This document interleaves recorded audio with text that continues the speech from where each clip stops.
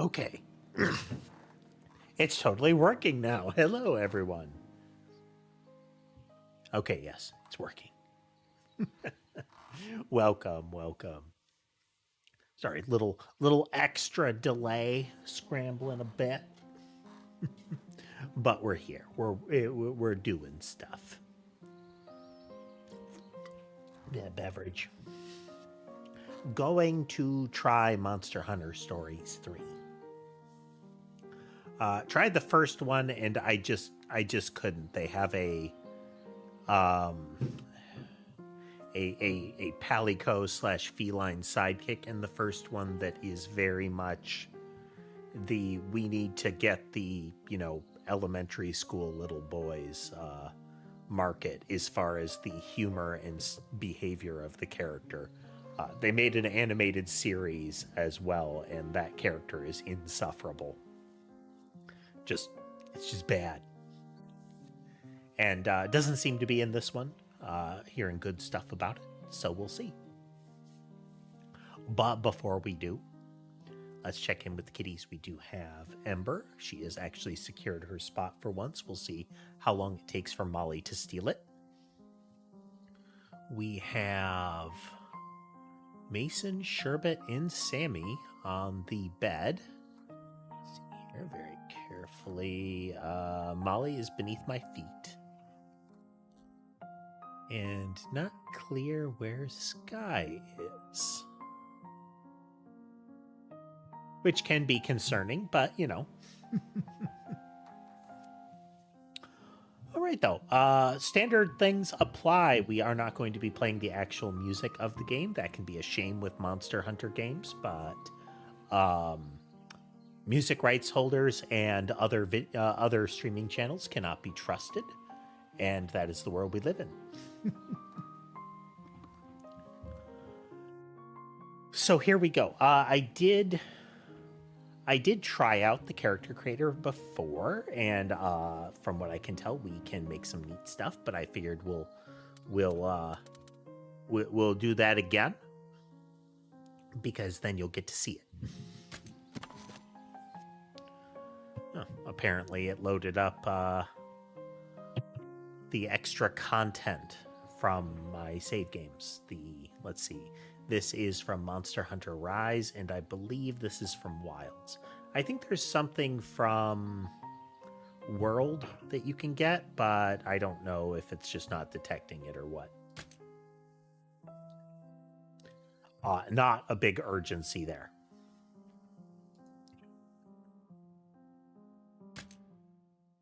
We got to have body type to trigger a particular crowd here. You get your presets to work with, and you can look. There are scenes early on when it will be a child character. You get your little page boy bowl cut going on. Let's see. Let's see how well we can recreate here. You gotta get the facial structure just so.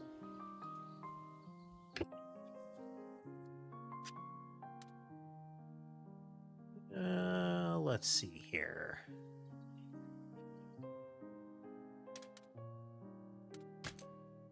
Remember if it no, okay. Let's see. Like, kind of side by side here. We're kind of winging it, not that direction.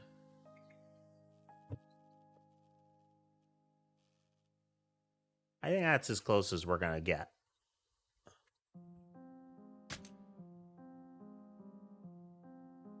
Not a lot of options. It's largely prefabricated, it would seem. Let's see here.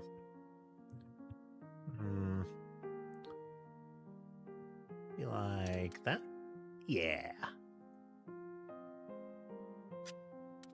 Oh, no, it didn't stick. That's right. You gotta press the button.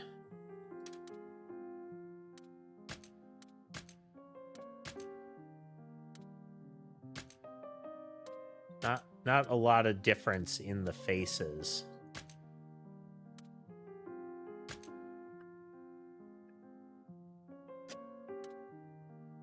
Okay, that one's stuck. That's stuck. That'll do.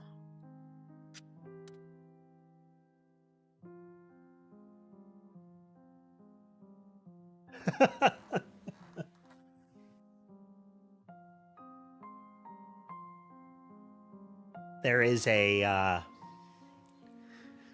it is something that you see a lot of difference in between different folks when they're streaming. The attitude of the stream is a big difference. Okay, let's see here.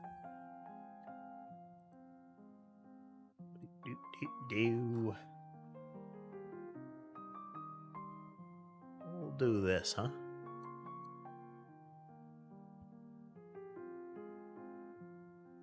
Well, perhaps an easier reference here.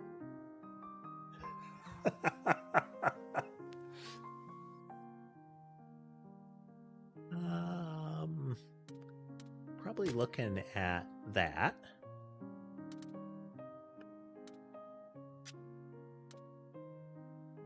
And can we get away that? And really brighten that sucker up.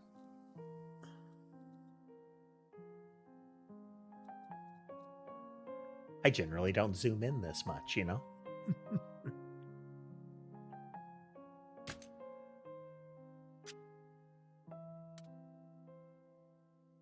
Then, of course...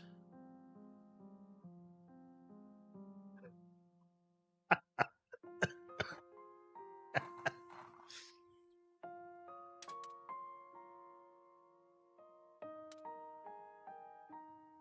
think that's actually kind of accurate.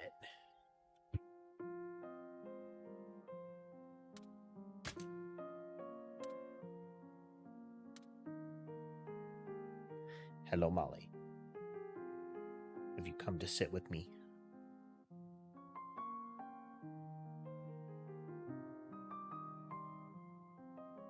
Molly is really the only one that does the making biscuits kind of thing.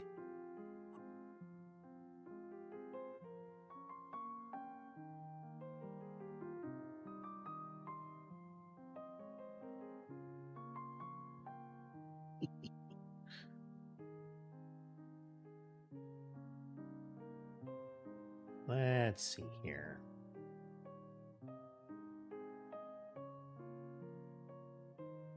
I think...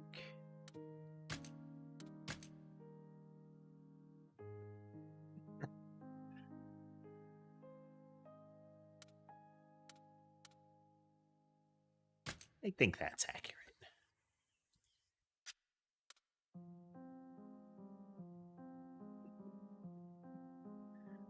Okay. Let's look at these.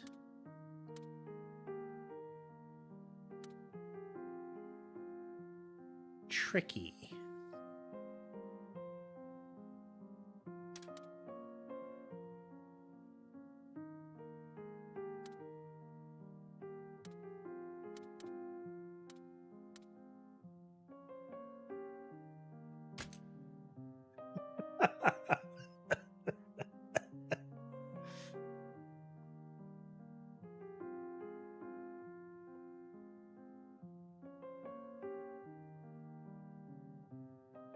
Okay. Oh, cute.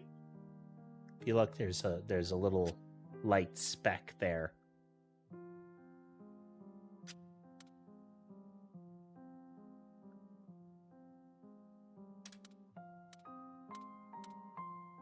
Huh. You can go for kind of four-sided iris here.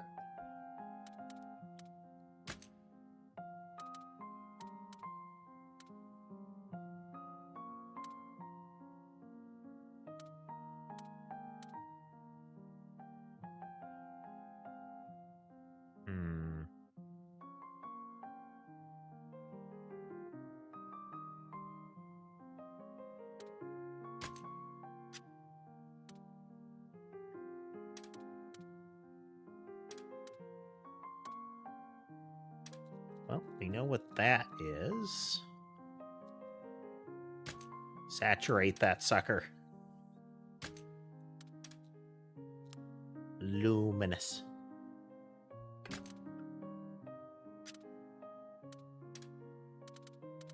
And we need kind of a darker blue.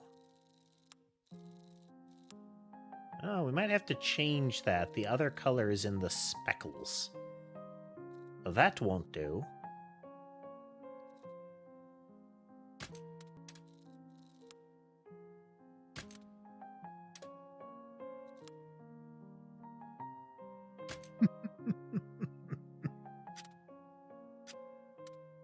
It's thrilling, you know?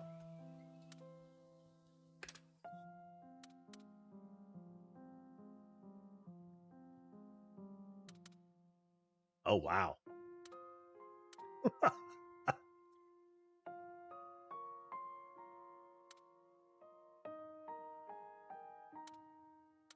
Really?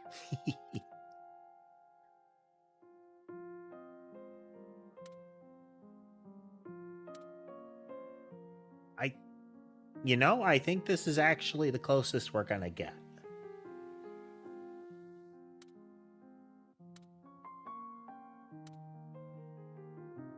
Might be in there.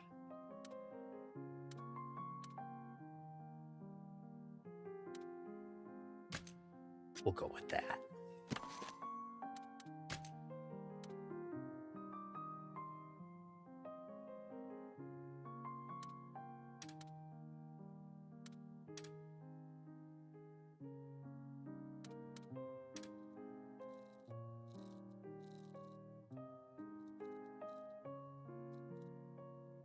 Everybody knows this actually happens constantly. Doesn't matter how serious the game is.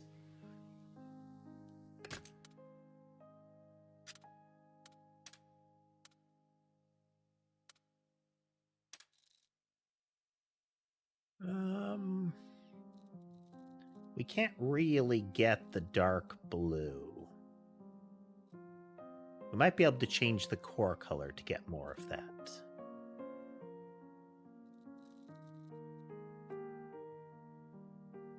Go about there.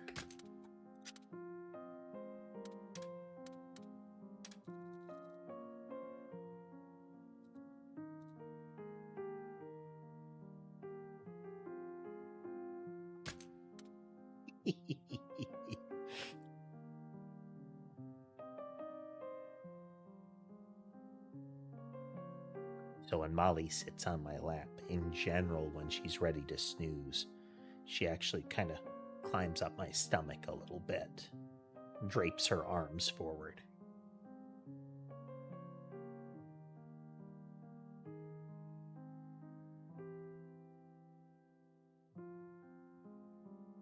He is tricky cat to please.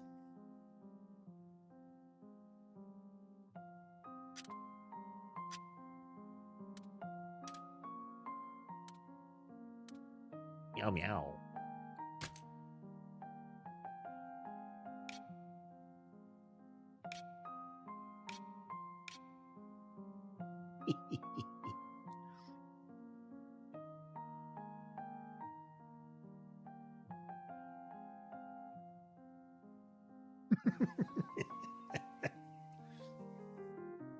We get some pointy teeth, just not enough, you know?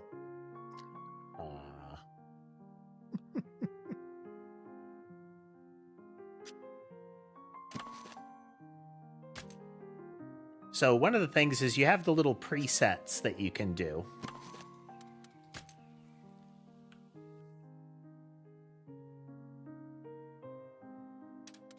Where it's kind of combos here, but they added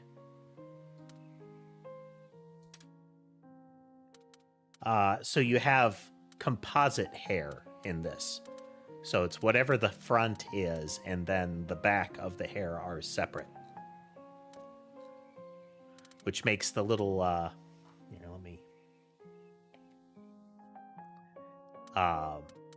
makes some of the logos really weird. Like this one, it just has the little antenna on the front.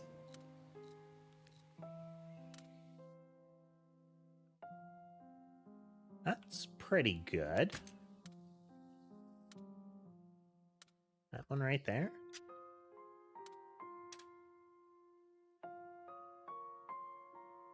But then you have the back is completely independent.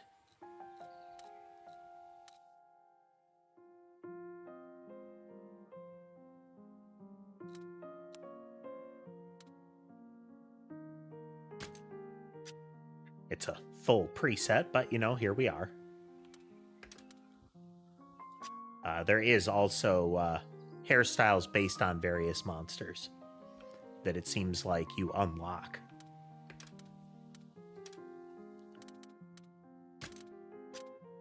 Two-tone hair.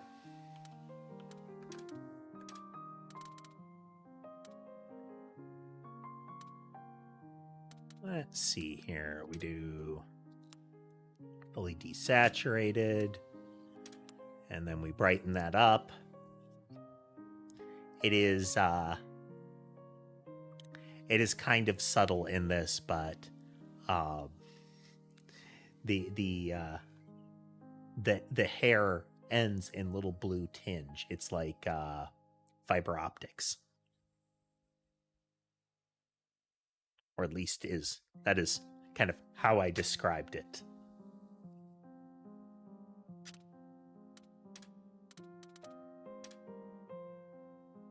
That. Saturate that up. This is kind of a trick in some of the Monster Hunter things for getting interesting effects, is they give you full saturation and brightness, and the brightness that they use can oversaturate. The image formats that I'm using in my game for kind of short-circuiting some of the stuff for shaders allows for oversaturation, where it is overcoloring, which lets you do things like this, where it almost glows on the screen. Isn't that pretty?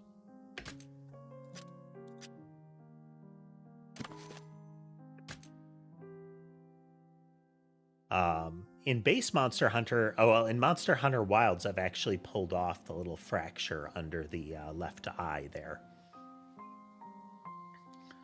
But they don't quite have the same stuff to work with. This symbol is curvier than I would normally use. Wilds and World have kind of a jaggedier one for this that is more usable, let's say. And you can't really do a lot with it. So we'll just go with the classic, how do you still have an eye scar?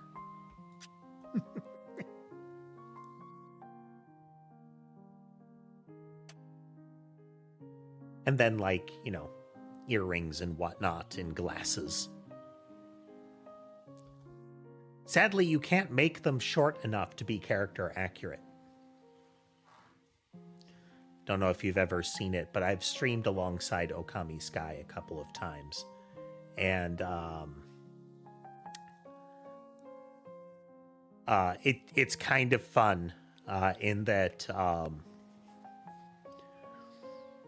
the height disparity is skewed very badly if we put our models next to each other in scale, so like the faces are about the same size.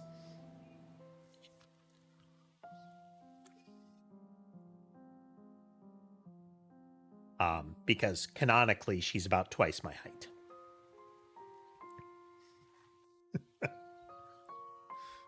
And she's tall, but not exceptionally tall.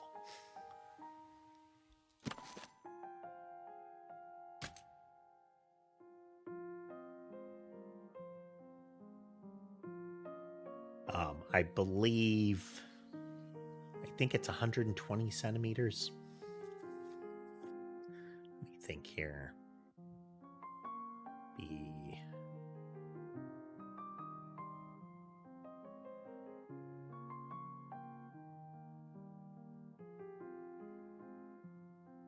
Math is not mathing.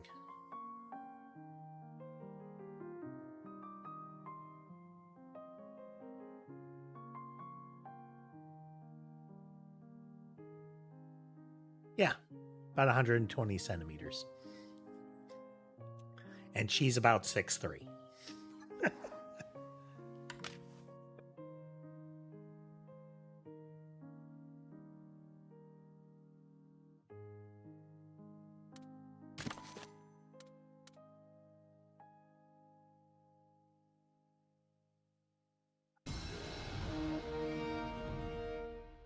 Dramatic music.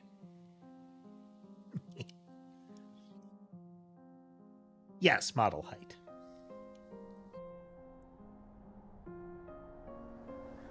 I'll have to link the, for the giggles, we've done, like, size comparison charts before.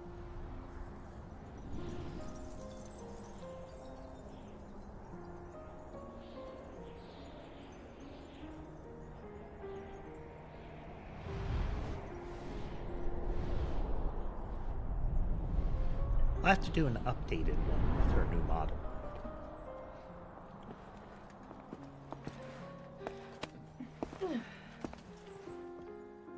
So noteworthy, they're still wearing monster outfits in this. I don't know...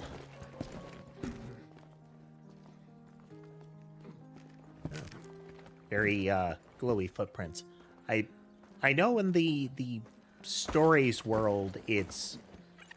The hunters exist. It's not like they're just reimagining it. It's that the area that a lot of the stories ones take place is not where the hunters and the associated guilds are.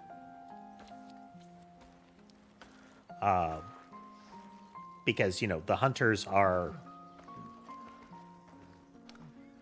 It's kind of an ecological control / culling group.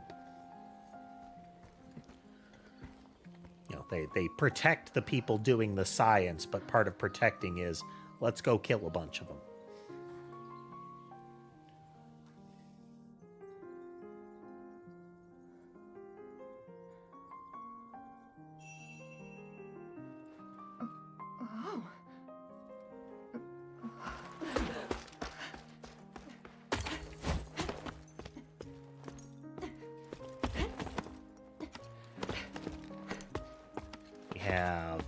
That was a sealed Anjanath in there, I believe. In mid, I am in its like I am spitting fire mode.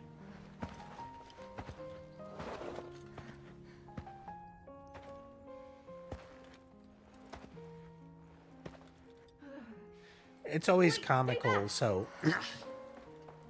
everybody is clearly wearing like respirators or something like that. And as she's approaching, she's like, you know what?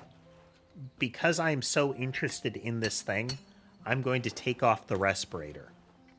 Despite the fact that there's clearly, like, particles in the air. Like, that's giving off stuff. That feels like something that you don't want to be inhaling.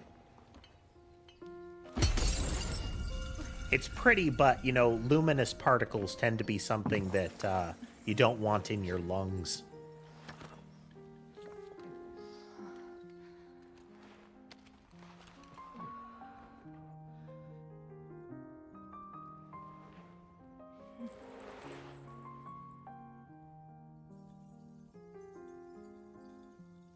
I wonder what kind of monster egg that is.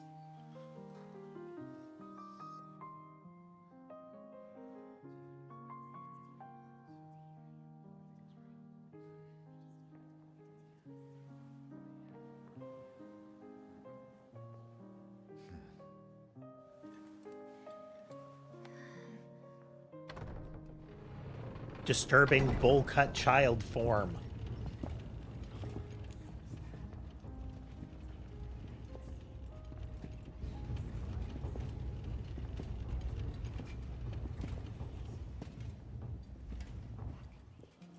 The lady that was on that's on the left there currently looked very concerned as she was rolling that in.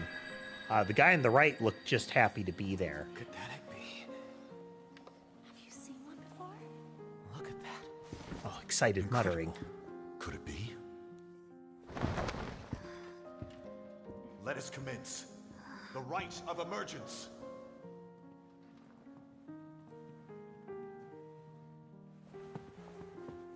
Like how the robe guys were on hand, like they were backstage waiting for their cue. Like this rite of emergence was definitely scheduled. They're just pretending to be surprised. They had a rehearsal of this whole thing before the crowd came in. I can hear them. Two sounds. Overlapping each other.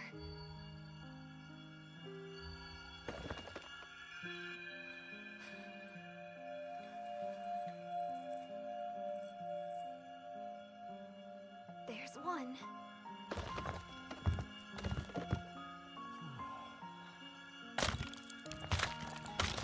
I like how dowsing seems to be part of this process.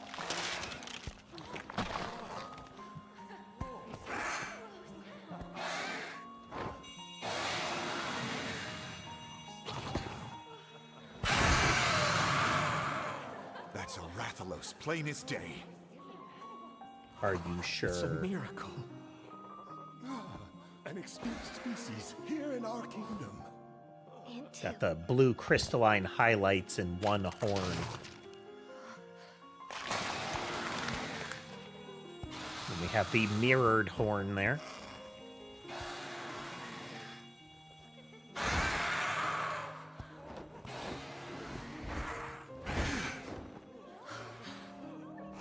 They're twins. An ill omen indeed. And look at their scales. Like those of the accursed sky scale Rathalos. I like how they only noticed that it looked like this scary Rathalos once there were two of them. Monsters are a portent. It's like it was invisible to them until there was a second one side by side. Ancient custom dictates that only one may live. That's that's a custom. I've actually been rereading Higurashi, the manga. And at one point they do have a similar custom, is that if the heir is born as a twin, then one of the twins needs to be killed. And it's, why would you do this? At the very least, look at it as like a built-in backup. Look at that, I got a title and everything.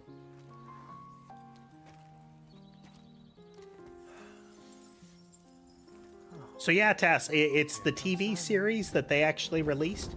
Yeah, it's nothing compared to the book. It escalates way further. Hate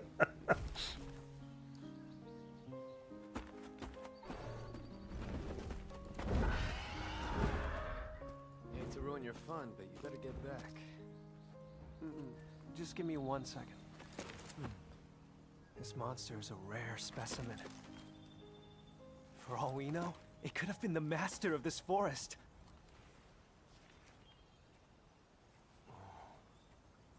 Looks pretty cooped up, all stuck like that. This is a, if you know, you know, Some terrible people say thing that we're acorns looking is at. a gift from the very distant past. My gift? The light of their lives may have gone out, but they have much to tell us about the world they lived in. Observing acorns teaches The poor us little about guy is monsters that have essentially gone screaming, extinct. "Oh Oh, look, no!" we couldn't have asked the past for anything better. I suppose you're right. Still, how'd they even get stuck in there? What really happened to them? Not very nice. Putting us to work solving this big confusing mystery of theirs. I guess not. But that's what we rangers are here for. Come on, let's head back. The rookie's inaugural expedition is today, right? Yeah, but not until the afternoon. Ah! Oh, this is bad. I have important business to do. Important business? Yeah, the royal kind. That really is We bad. need to get back, fast! I appreciate that this is how you move tutorial.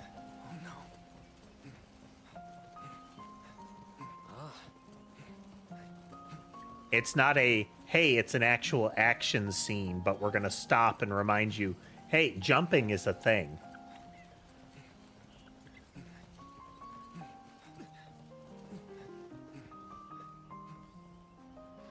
Dramatic pan up and out.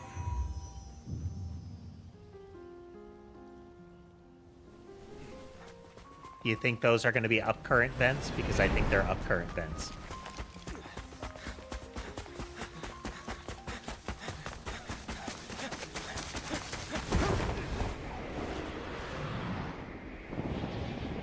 So I get what they're claiming this is that they're going to be caught, but you're dealing with large, like, winged flyers, and they were really close to the cliffside there, and really low to the water when they called them there. How many flyers do they lose each day from that? What this is showing us is that Rathalos is a gliding hunter. They definitely have no, like, sustained hovering flight capability. That's not a thing that Rathalos do.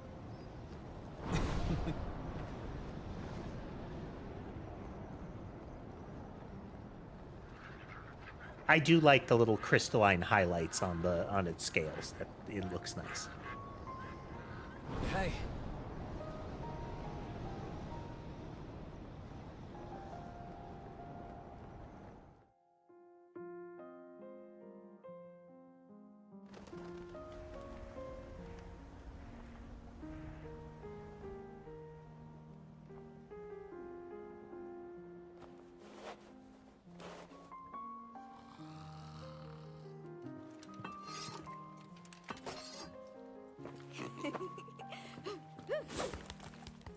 Your Highness!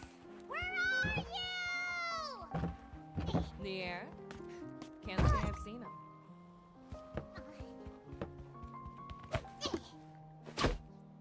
That's Prince to you! The royal feline, Rudy.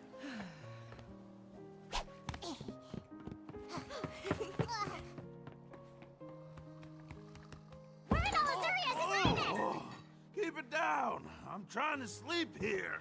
The lad is elbow deep in egg quartz as usual. So the crystals are called egg quartz, At it last, would the seem. Prince! And when is he expected to return? His tardiness? He should be back soon enough. Those seem like they would be special arrows, but those are basic Monster Hunter That's your bow Prince, you arrows. refugee rabble of rubes! Here he comes now. Hey, Captain! Thea and her very well-dressed Poogie. Better hurry. Right! I like the armor on the Legiana.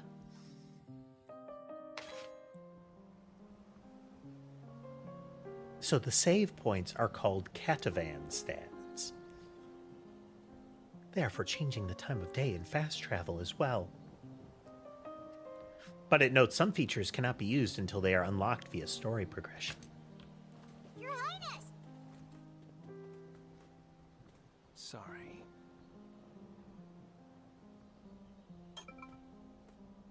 I'm guessing Rudy the feline is going to be kind of our... He's got kind of a Major Domo sort of vibe.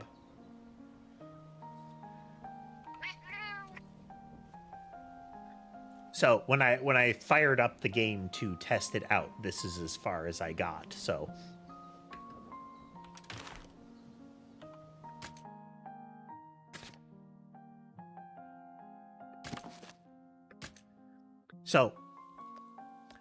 here's a usability thing. So you see how it's got save data on the left. And it's like select the slot that you want to save into. See how the top one is autosave? That's the save slot that the autosave happens in whenever it autosaves. But I can highlight it, and I can press space here. which is to select that slot. You can't select that slot. You need to select a different slot. Why do you let me select this slot?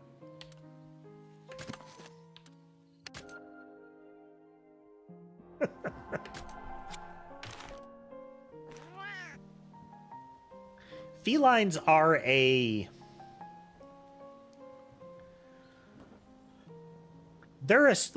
let's say it's a strange thing in Monster Hunter. What would I parallel it to? It's kind of like how thinking too far into house elves in the Harry Potter world is rapidly becomes concerning.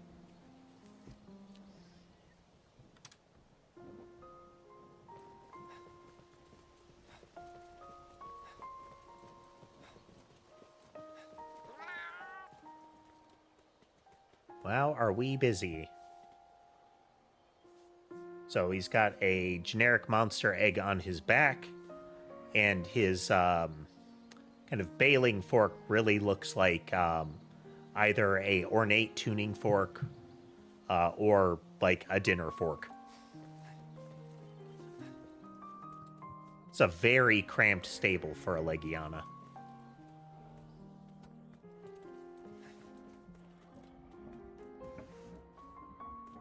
Someone ought to clean up this mess, it says while it's scrubbing at the mess.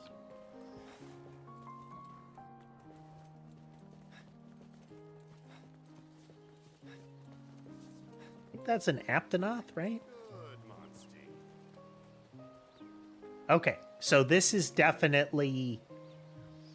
I mean, the fact that they're riding stuff, riding the monsters in this, it definitely implies that we're in the sort of the riders / tamers setting or portion of the world. But right there, while he was petting it, it's the sound call out that he was making, which is different than the text bubble is saying, was good monstie, like MONSTIE, I think is how they spell it. It's the tamed monsters are called monsties.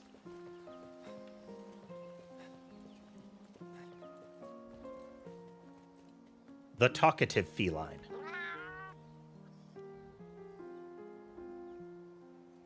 The Oryard. Cora comes to paw through our latest offerings. You'll find her pontificating on the merits of minerals.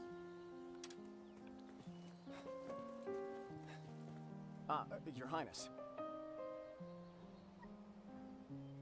Welcome back. His Majesty awaits your return. Please proceed to the throne room at once. Where have you been? You're late, but I'm not going to say it that way because I'm not royalty. All right, we can set waypoints on objectives. Ping.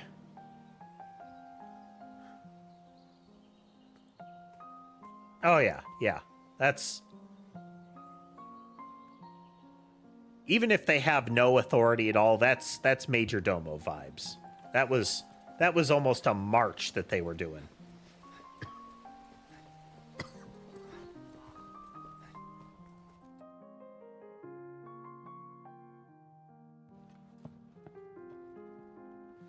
Your Majesty. Come forward. Yes. Please forgive my delay, Father. How go the Rangers, then? Have you made any progress with the encroachment? Not yet. Well, that's a proper noun that you just said. Our research continues to bear fruit. This morning, in fact, we discovered egg quartz at a new location. Just like 200 years ago. A harbinger of conflict to come. Expository muttering. They speak of the Rift War 2 centuries ago. Oh, okay. Records Explicit from that era note exposition. the appearance of crystallized monsters. And this has relations with Vermeil Frey. Forgive me, Your Majesty, but this resurgence, it cannot be coincidence. We have called you here to update you on their movements. We have received tidings of Vermeil mobilizing arms. What? More The proper Rangers, nouns. too, may well be forced to take up arms when the time comes. Stay at the ready. At the ready? The Rangers aren't a combat force. They exist to They research exist for the kingdom. And you are the sole Rathalos rider in Azuria. Should the need arise, you will be tasked with duties only you can fulfill. Yes, sir. We have organized talks with the Vermilion envoys. You will attend as well. Me? Your Majesty, are you sure of this? What about it? It's just... If I may, Your Majesty. The Vermeil situation is rather delicate. Our front relations have reignited protests over the incident from 10 years ago. We're really Some concerned that your denounce the son will actions mess of it former up. Queen Amara, the Vermilion who married into our royal house. Entangling the prince in these political machinations will surely endanger him. At least he didn't say it machinations. No matter. Just commonly how people will say This is machinations. an order. Do you understand? Yes, Father. We shall summon you again. You may go. By your leave.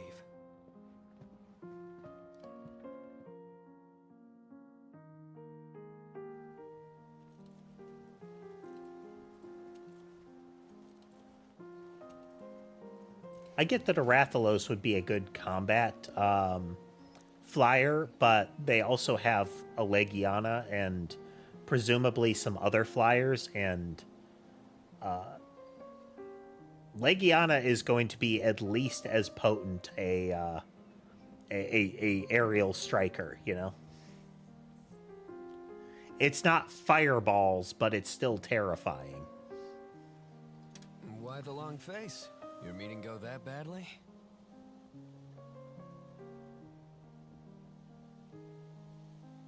Well, on Azure Rathalos, yeah, I mean, that's an attack helicopter. I mean, imagine, like, you got a silver Rathalos or something. It sounds like we're on the brink of war with Vermeil. I mean, you just imagine the capabilities in regular Monster Hunter of a lot of these critters, and you have to think it's every one of them, even some of the low tier kind of chaff monsters, are like old war armored infantry at their weakest.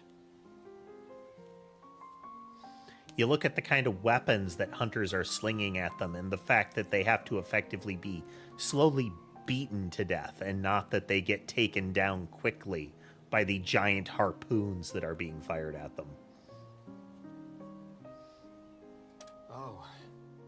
Well, that would explain why the aristocracy's been so on edge lately.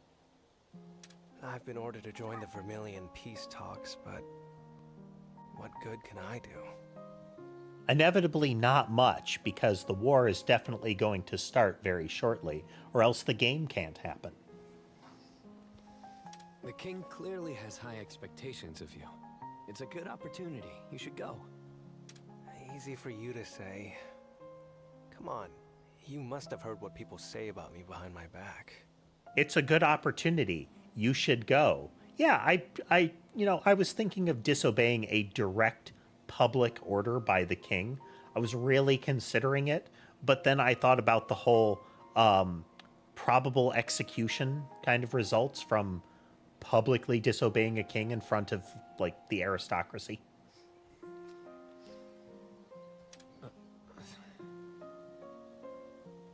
Son of the Turncoat Queen. That's what they call me. I hear it everywhere I go. The only talk I hear of Lady Amara is as the founder of the Rangers and an intrepid protector of monsters. I feel like the cat mouth and fangs was the correct choice. I am a fan of making dramatic story scenes less so with characters, but I don't like to go to the just give them clown makeup or make them strange beasties kind of character creation.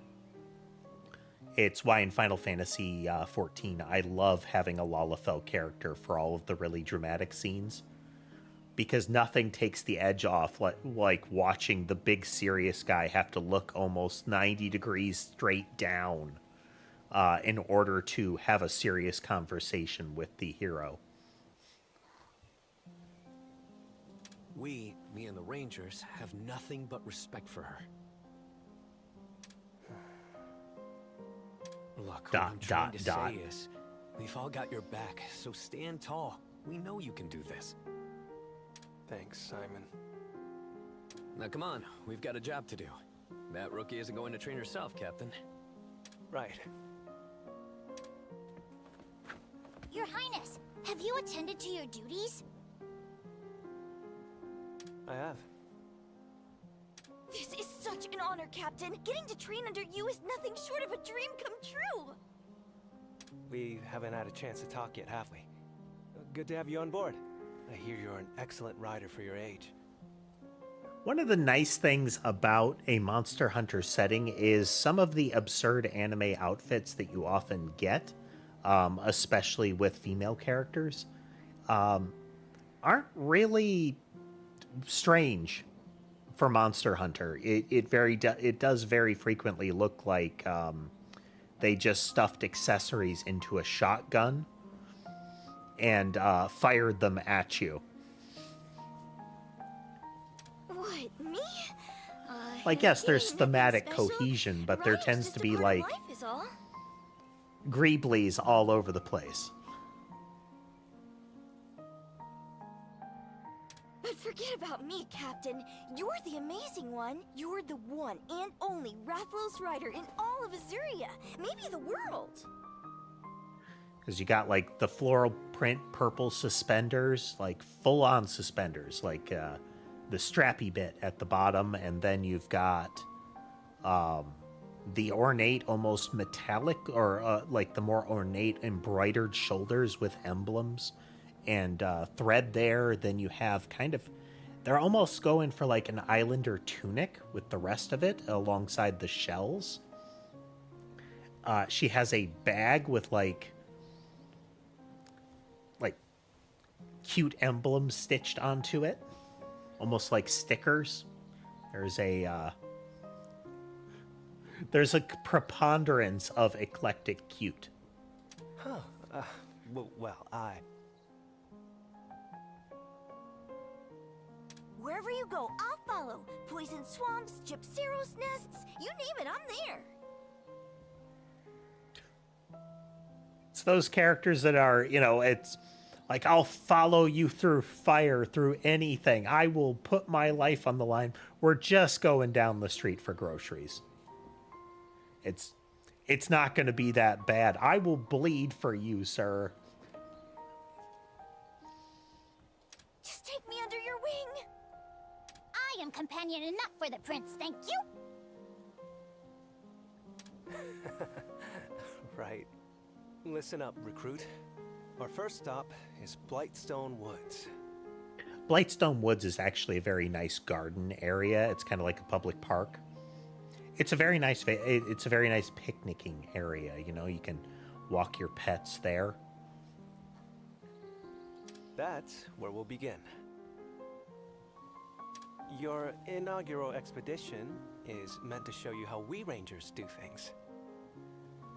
That was a weird emphasis on the we. Like, I think they meant it to be how the Rangers do things, but the emphasis on we, the way it was set up, implied that there is a different group of Rangers that you would be able to immediately compare them to, that this group of Rangers does it differently. Which means we'll surely be encountering monsters. This is not to criticize the actual game, it's usually translation oddities. You got it! Aye aye, Captain!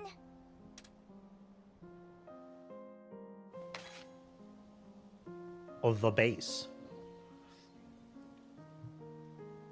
Have a meal at the Ranger Mess and access the chest and perform... access the chest to perform various functions, including, like, character customization and such. Okay. Yeah.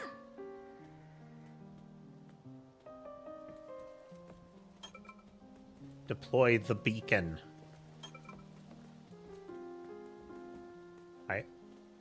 Why did I suddenly learn about Tobi Kadachi and Yankutgu?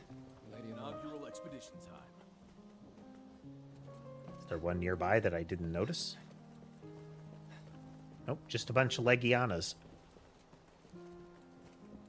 Yeah, I mean, I feel like they're kind of tough. They're kind of... Like, just because you've got a lot of Legianas doesn't mean they're bad.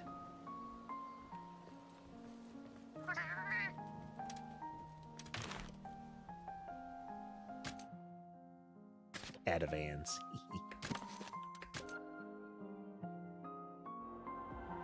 Oh, okay, that's why. That is part of our loadout, is we have our special Rathalos, we have a Tobi Kadachi, and a Yankutgu.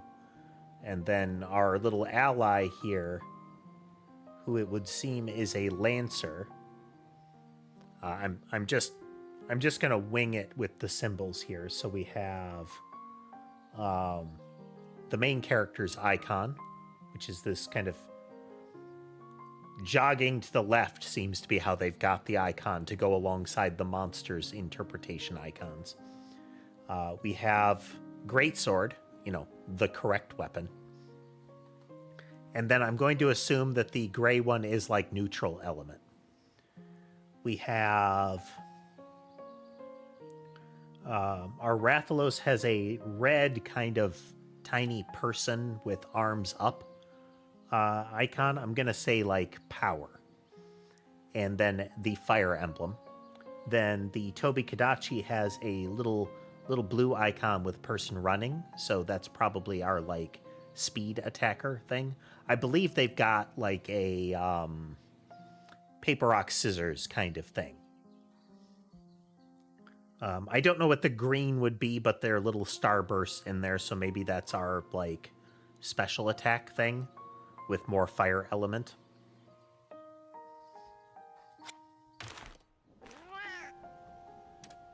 Patronage.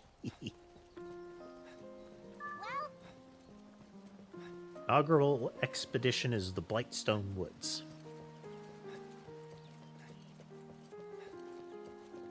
Actually... Yep, this way. I do like that they have a deployable beacon by default.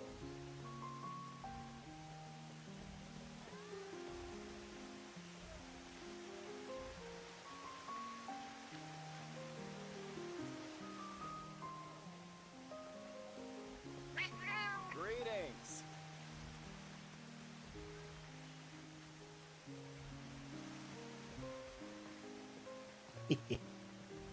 The little rocking horse is a... What are those called? The egg thief ones?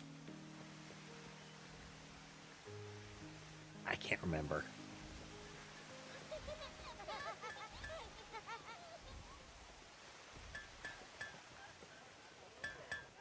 Armory. The standard or greatsword. Come back later when we have a shop tutorial.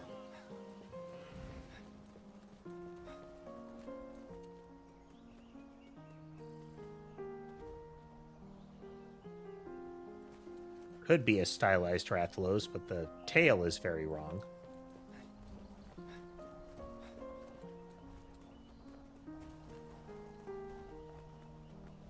Velocidrome are cute as a button. Now,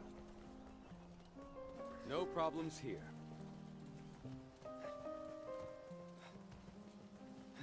like... I feel like that's stretching it. Like, they don't have to say that they're scary, but I feel like cute as a button doesn't work for a lot of them.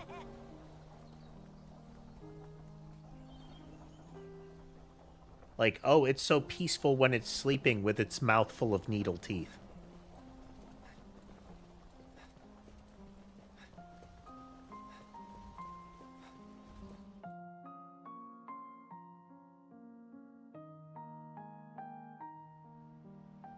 Okay. The first real mission as a ranger. First, let's ride our monsties to that overlook.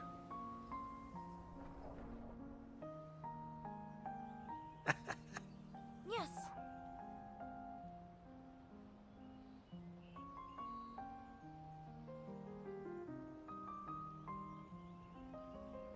My inaugural expedition was going to be in the Blightstone Woods. Right, I'll explain in detail later. Well,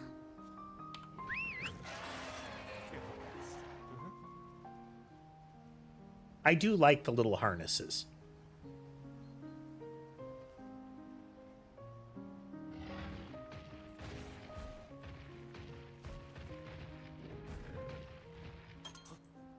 There are gatherables. Well, that's going to be a problem. And apparently you level up or get experience for gathering. Yeah, that's going to be a problem. yes.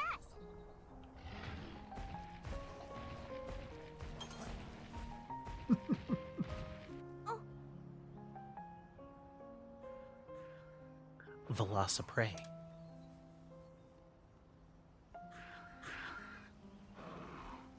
Wow.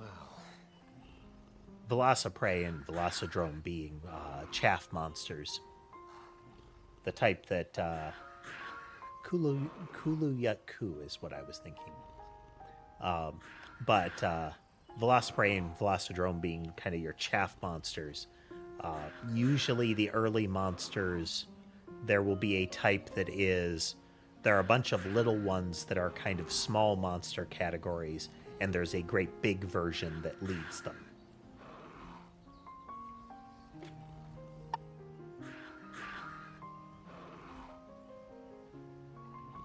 Okay. I think World, it was Jagras. Here we've got our Velocidrome and Velociprey.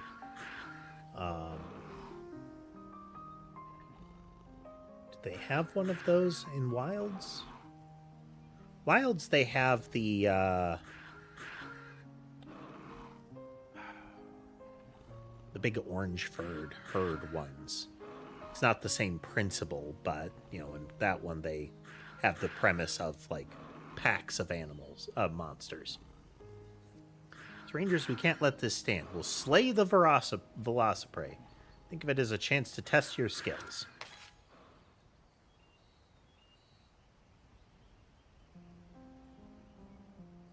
This is interesting because in the first one of what I played of it, they presented it much more kind of like Pokemon, that you're just kind of knocking them out.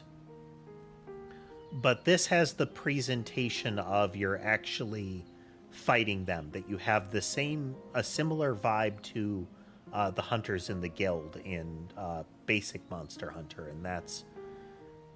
They periodically, like, the monsters need to be called back now and again. Like, dangerous ones need to be dealt with. Running into a monster from behind gives you a preemptive strike, but if they hit you from behind, surprise attack. Basic world encounters stuff. It's a strong monster. It'll be a caution icon.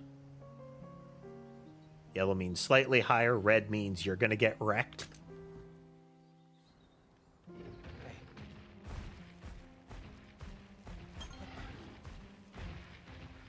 Sneak attack. Let's give it our all.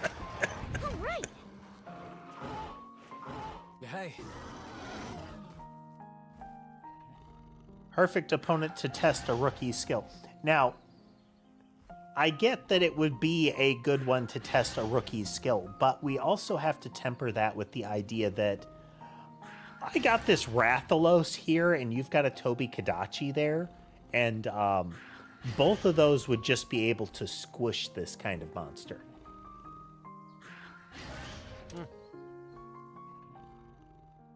Looks like it's aiming for you. Why don't you try handling this by yourself? Okay, that is one of the insect weapons. I don't know if that is a bow that would come from the paralysis bugs, or if it would be one of the later ones that you have to use, like the golden beetles and whatnot from. It's hard to say because some of the bug weapons get very vibrant, even without that. But it looks like one of the later ones. Yes. Fight against a fleet-footed velociprey is a contest of speed. Careful. When your opponent are targeting each other directly, you'll enter a head-to-head. For the 3 attack types, power beats technical, technical beats speed. Okay, green is tech. And speed beats power. Okay.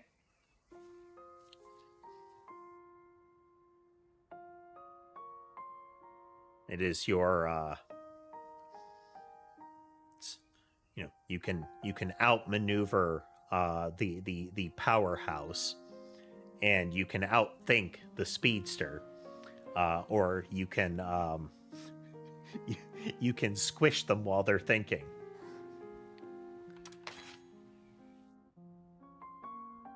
Hey, Scrungo, welcome. We're in kind of the tutorial-y stuff of Monster Hunter Stories 3.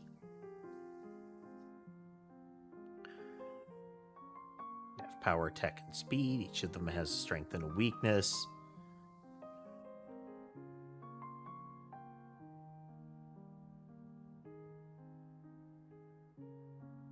Okay, they just emphasize that. You attack each other directly, then the type conditions come in.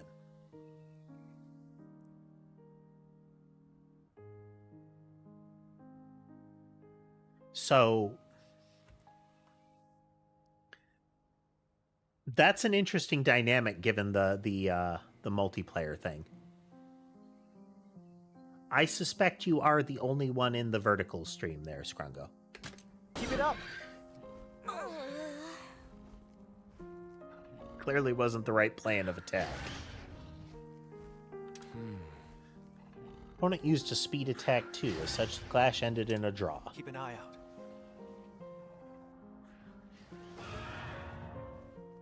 out. This game is Monster Hunter Stories 3.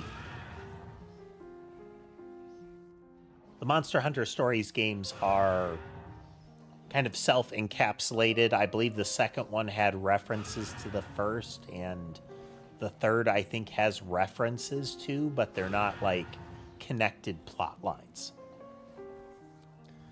This is kind of Monster Hunter meets Creature Collector. At least a Creature Collector variant of Monster Hunter. Battle line tells you who's going to be targeted next. For speed attacks.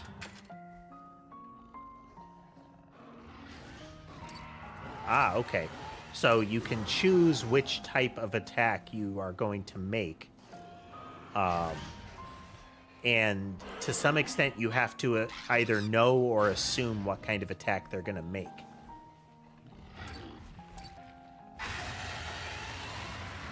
So in theory, if it uses speed, using a tech attack will win. Nice. Well, Captain. That was the opener of the Greatsword Area of Effect swing.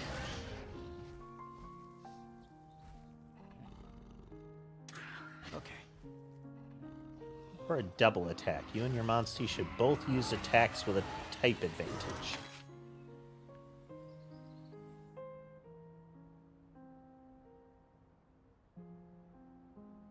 So I'm guessing if the monster is attacking one of, like, you or your monster, and you both... Is it that you both have to win the attack? The Greatsword in Monster Hunter is very much build-up strikes. just using the swings like the area swing, you tend to really see the momentum of it. Its primary move is essentially to charge up and swing down really hard. So it becomes kind of a skirmishing weapon. You are encouraged to run around and get into position. The Wilds changed it that you kind of face off and try to get timing on them. But that's one of the cool things about Monster Hunter is all of the weapons feel like they have some real weight to them in combat. The movements are cool. Doesn't feel like you're just waving the weapons at them, you know?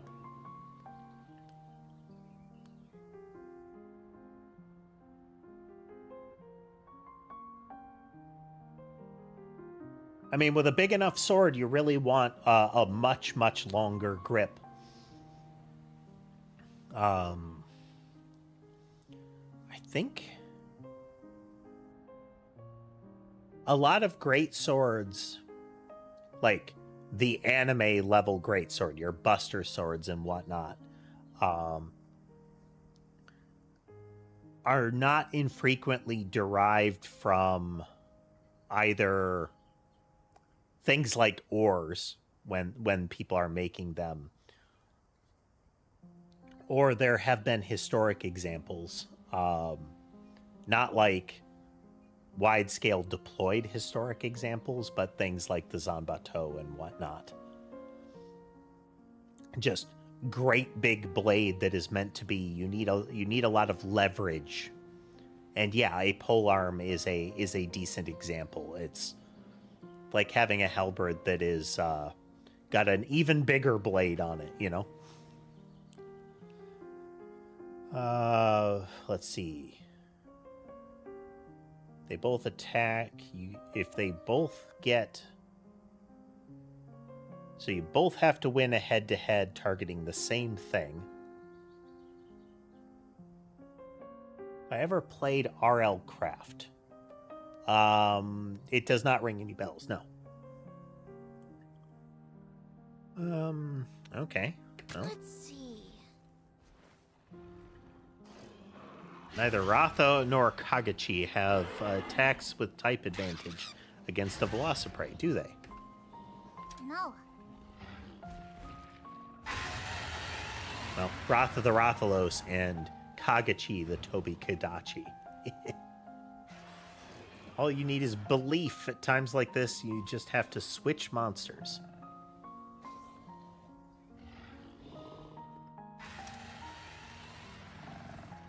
And your Yankut Ku into battle. Okay, Yankut Ku has tech moves. Or at least favors tech.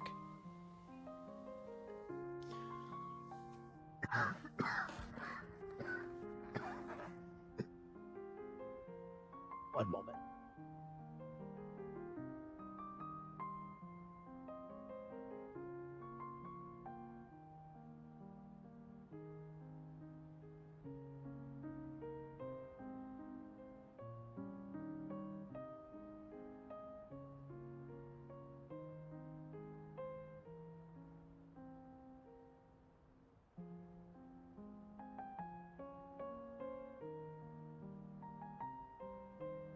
Hack cough. Can switch once per turn. They do their own thing. Well,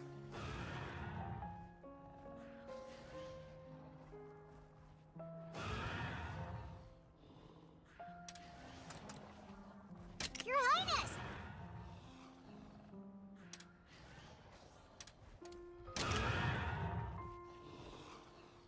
Let's go. Yes. Yankut Ku is no slouch compared to a Velociprey. So again, from a overall Monster Hunter perspective, every one of the monsters that is on this team would one-shot a Velociprey. No need for type advantage or anything like that. All of the actual attacks from these monsters would end them. fireballs or the beak slam of a Yonkut Ku is brutal. Though it does depend whether it is the earlier Monster Hunter intro Yonkut Ku, or if we're talking about like your later ones where in World, in Wilds and whatnot, they are later stage monsters that are even scarier. Okay. Yes. So then we use tech against that thing. Got it!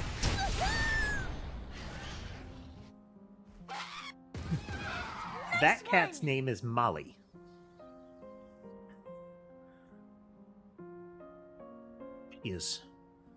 She is a friendly little pudge. Another of my cats has just joined me on my shoulder, which means I am at best 50% limb capacity right now. Double attack is extra damage.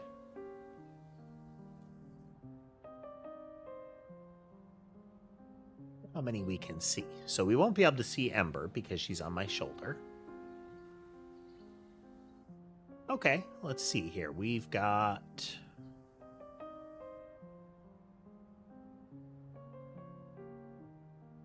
4 visible, 5 accounted for. Can't see where Sherbet is, but...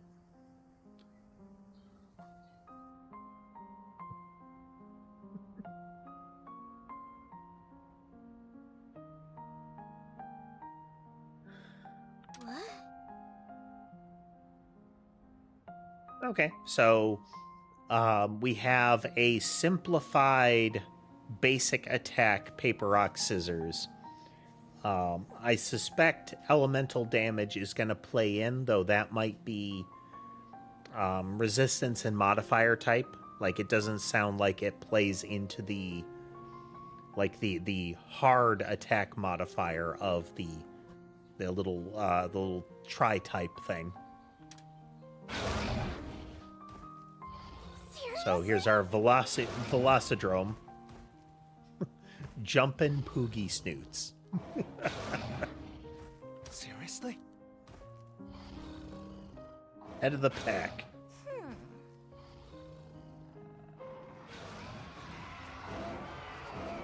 This one leads those other crested cuckoos.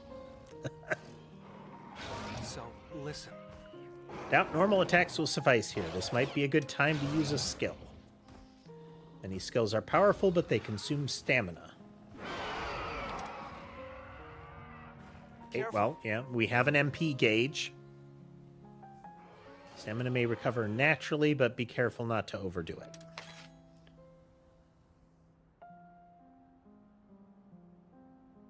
Some can trigger head-to-head. Okay. So, if they've got a type, then the same rules apply.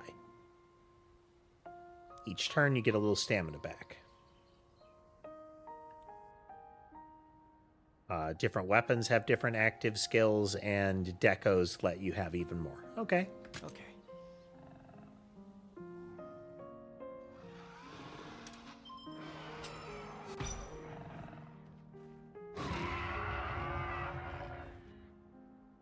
Okay, so let's see. Are we... Okay, our character here.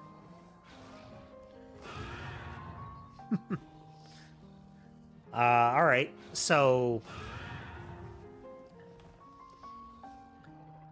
I don't know if they're just referring to it, but tackle, charge slash, and strong charge slash. In theory, there would be one more after that, which would be true charge slash. But the 3 slashes are the greatsword combo. And often you speed up the combo by using charge tackle in the middle of it, which is just a shoulder slam. A shoulder slam that is one of the most potent interruption moves in the game.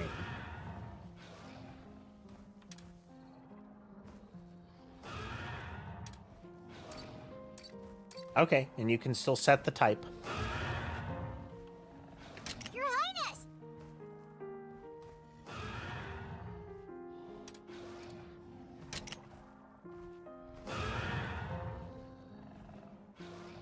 Oh. Okay.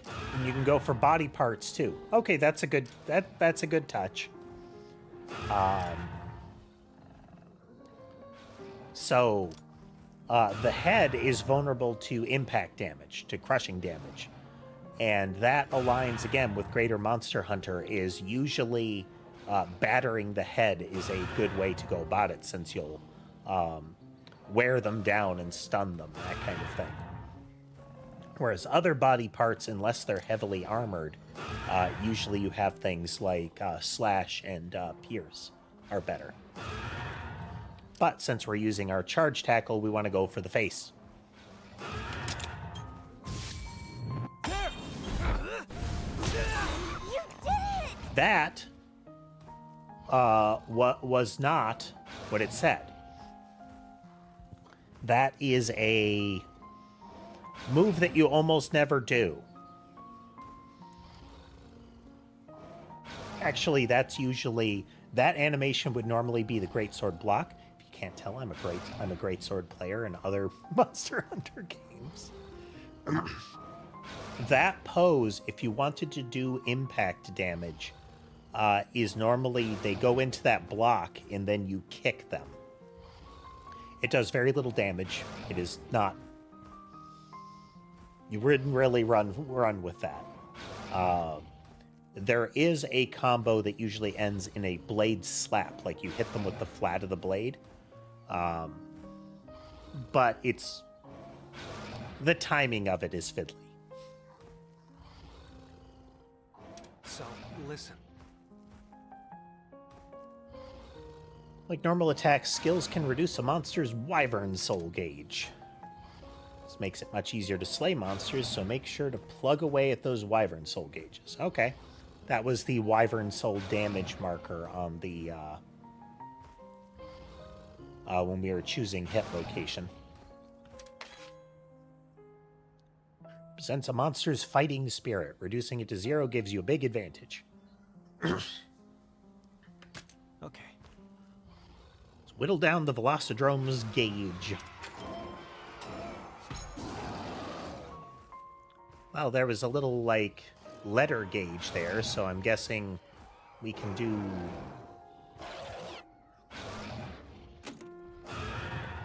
Okay, we have items.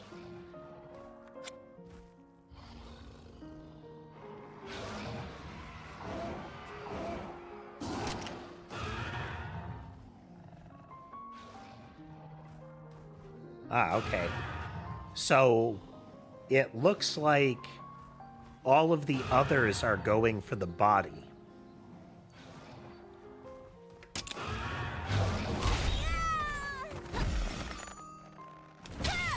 Looking good!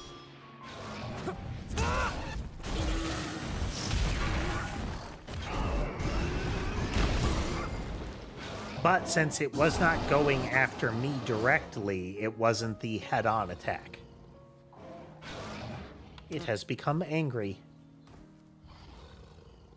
When enraged, they tend to change their attack patterns. Attack tendencies also change depending on a monster's form.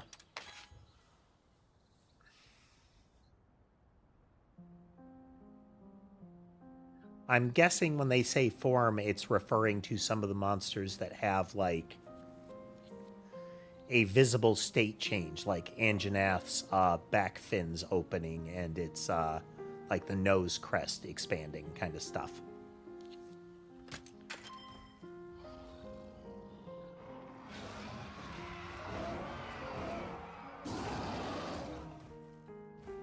Well, let's see...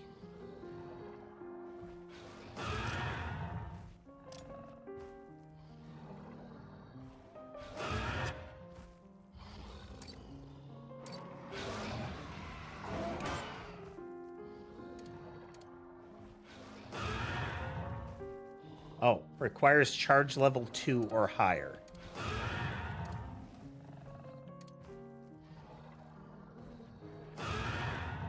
Okay, there is a charge gauge.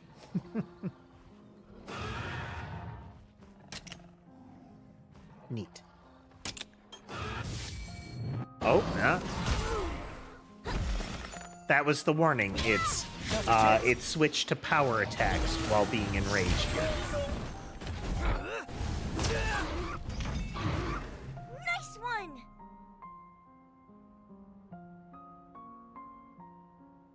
All right. Toppled over.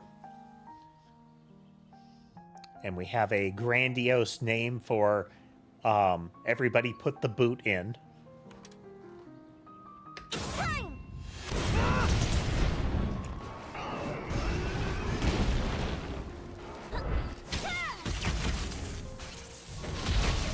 How about that? You did it! Okay, that was the change up. So this is where they have the same kind of vibe of learn how the monsters behave, in that, you know, when this one goes enraged, or when it enters a different state, or when it is enraged in a different state, knowing which ability types they favor gives you that ability to quickly shut them down. So, listen. If you knock them down, you get to deal lots of extra damage. But it's only when a lone monster is toppled. Okay, and if you don't, they're still effectively stunned. I wonder if it's just saying you can still topple them when they're not alone. You just don't get to use the super move. Yeah. We did it! Good work. And you get point ratings, I guess. Yes. That should work.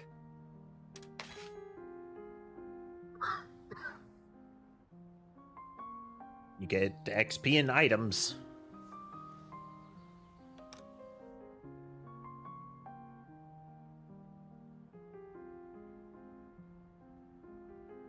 Some battles you can retry, so I'm guessing story battles let you retry.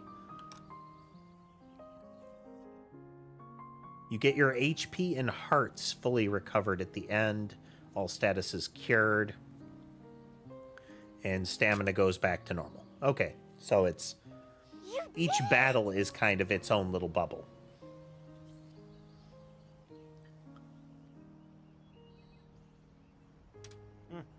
Yay, we won the tutorial battle.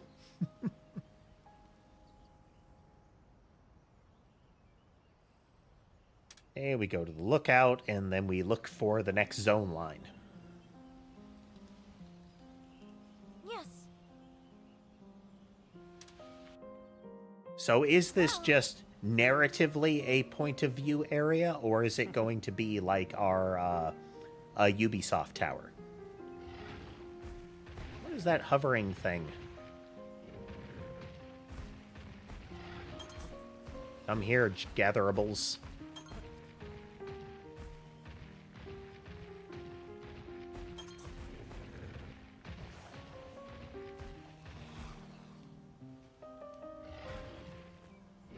Ah, okay, those are vigor wasps.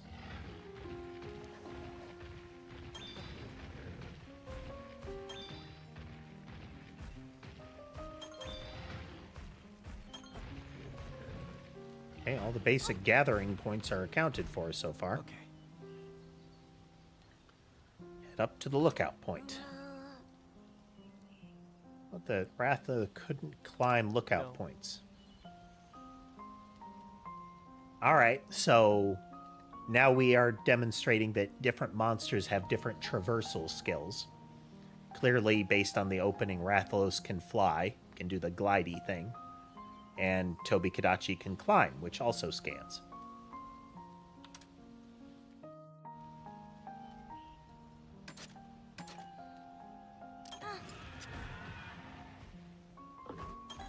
Okay. Frog.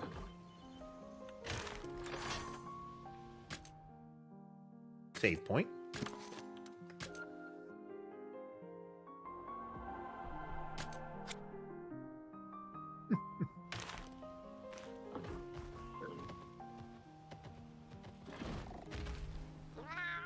Kind of an Ubisoft tower. I mean, lightweight Ubisoft tower, but, you know, the principle.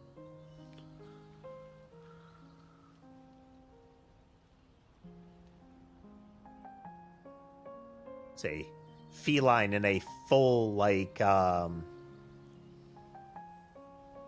I don't even know what you call it, but it's a long coat with a high collar. Yes. And then helmet with big goggles. Very cute. Who exactly is this kitty, Captain? Now, would calling a feline a kitty, is that like kosher? Uh-huh. An explorer feline. They travel all over the world, drawing up maps wherever they go. Precisely. We chart maps at lookout points across the land. If you talk to one of us, we'll happily hand over a map. Speaking of which, here's a detailed map of the region. Fitting gift for a rookie setting off on her inaugural expedition. Yep. Climb the tower, reveal the map. Having a map like this will make visiting a new place super easy. By the way, incidentally, allow me to instruct you on how to use lookout points. Can I borrow your spyglass?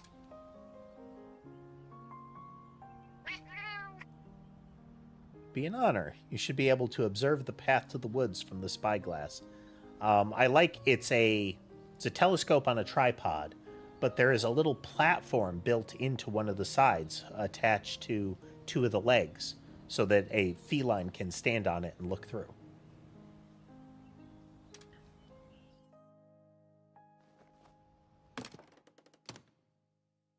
Let's see.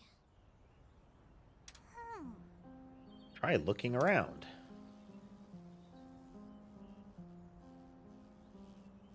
Oh. Look at the icon. You did it! It's more crystallized the further we go, which means we should be able to take that road to the Blightstone Woods. I'm not seeing the crystallization, but yeah, sure. You figured it out in no time at all. Now we know which way we should go. Lookout points can be used to discover all sorts of places. Be sure to look for points of interest when you have time. You can also place markers.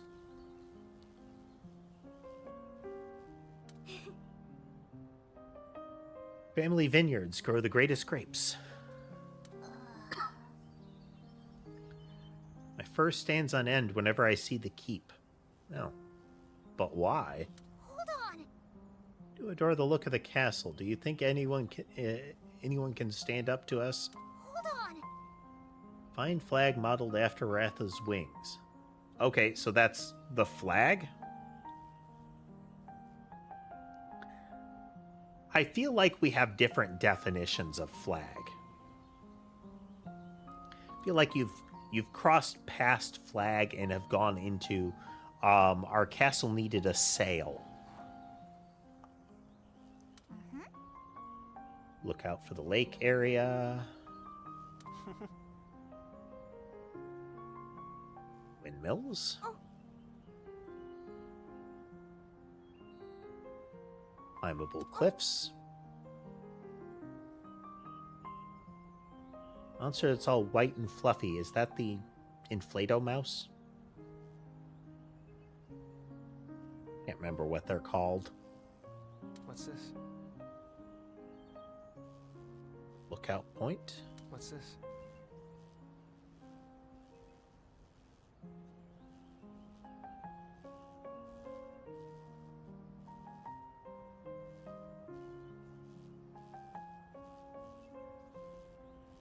Okay, let's see here.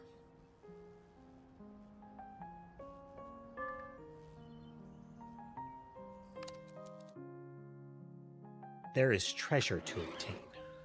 All right.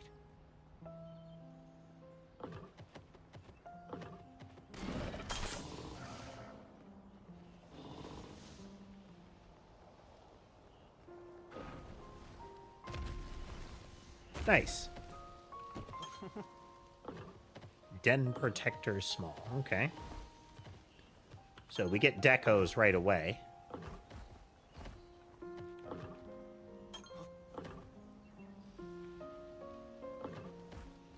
Bird.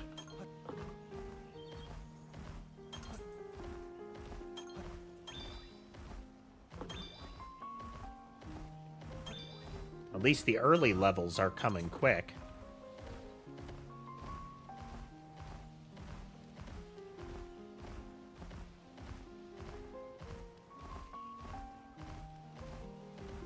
Ugh.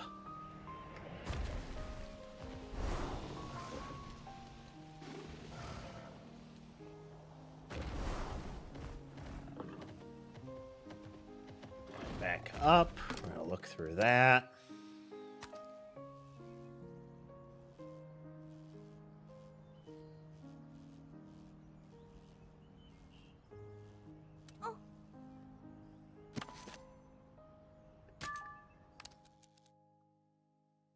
Reset our pins so we can see where we're going.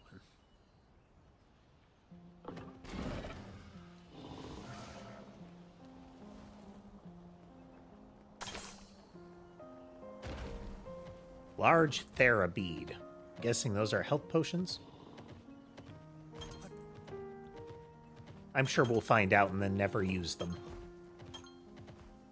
Not for lack of need to use them, but more out of, standard RPG obstinance.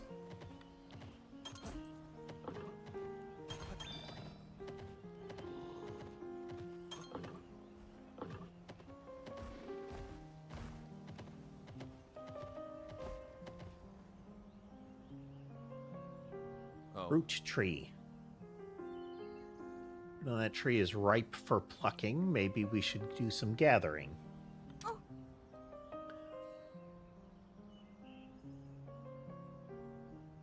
Sure could, although grabbing fruit from such a tall tree would be a real poogie of a job. I mean, sure. Down in your monsties. Hit the tree with a breath or melee attack.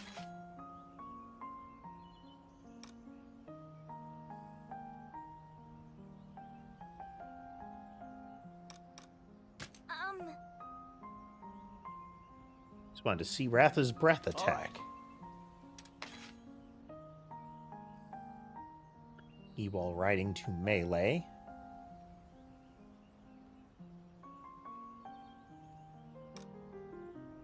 Okay, it's a way to initiate combat with monsters without having to try to get behind them, and it also allows you to just kind of auto-win a battle if you're strong enough.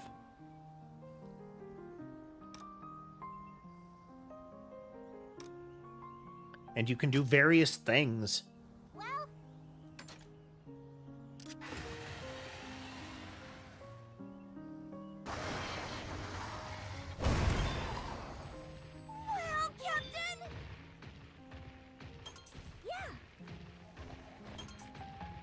Neat.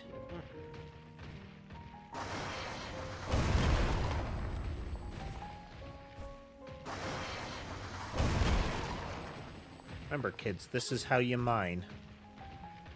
With explosives.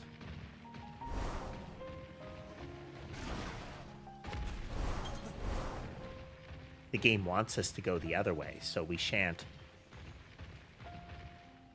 Actually, yeah. What's this?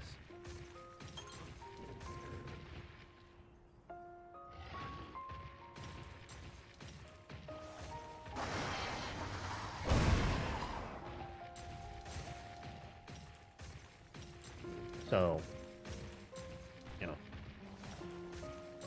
significant noun encroachment seems to be the spread of the crystallization. All right.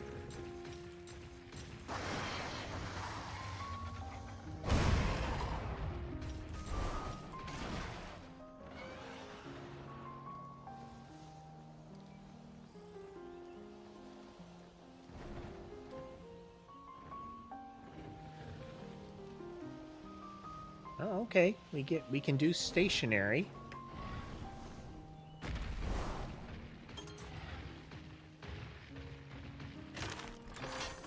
Save point.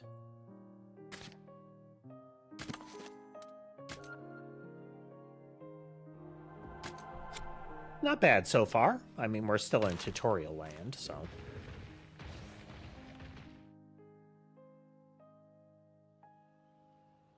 Right, we're here. Let's get your inaugural expedition underway. Aye, Captain. Ready for action. Out of context quotes are always fun. Well, that's the spirit. Now, as for the work at hand, we're going to explore the forest and have you look for monster eggs. You got it. But that's all we're doing? Looking for eggs? Yes, that's all we're doing. Gathering the seemingly key transportation and military asset of this world. Exactly. It may not sound glamorous, but egg hunting's one of our essential tasks. And this is how we find the monsties who become our partners, after all. But that's not all. There's another reason egg hunts are so important to we rangers. And, what reason is that?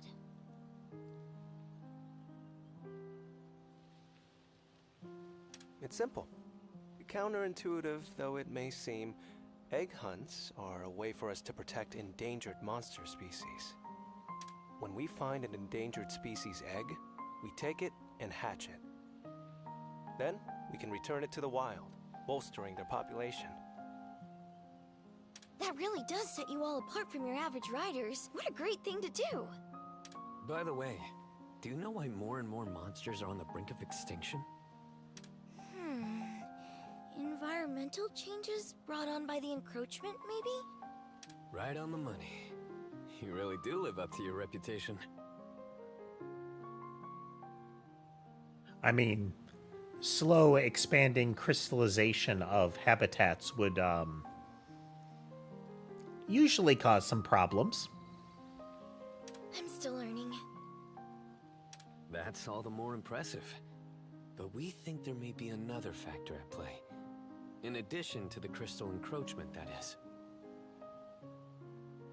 Are you familiar with feral monsters? Feral monsters... Oh, yeah. They're sort of like regular monsters, but super strong and aggressive, right? Do we have the rage virus coming into play? From what I heard, no one's ever encountered one of those beasts and lived to tell the tale. Then how do we know about them? Huh? Hold on a moment. That can't be right. Huh? What do you mean it can't be right? If no one survived, how would the rest of us even know how strong they are? Whoa! I never thought about that! You're sharp, little guy! Well, you've got the super strong part right, at least. Their might defies the very laws of nature. Now imagine what that power does to an ecosystem.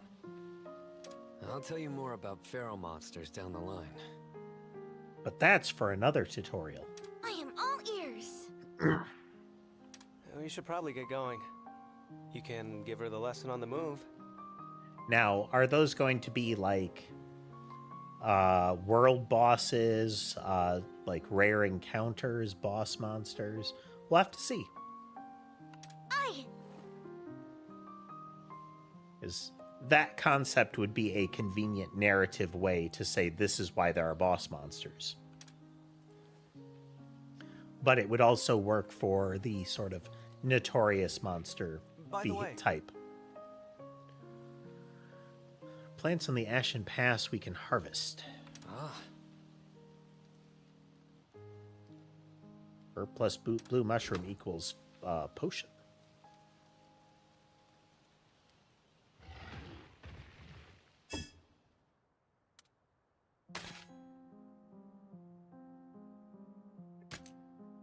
Crafting.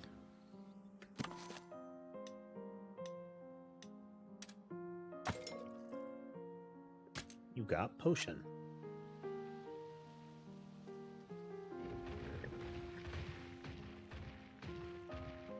Ugh. A lot of coughing today, sorry.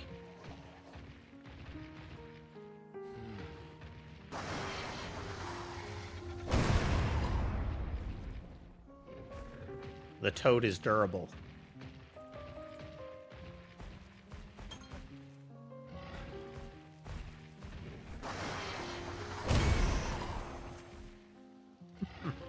Drone substance.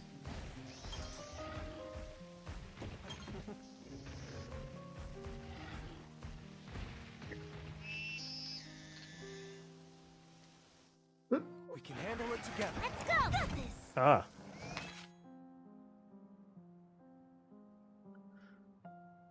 Deal.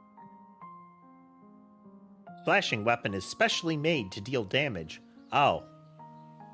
Not like normal slashing weapons.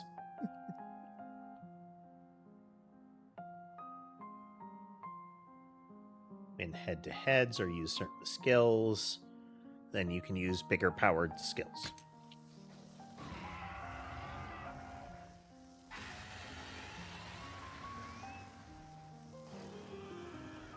The implication that it's using a power attack?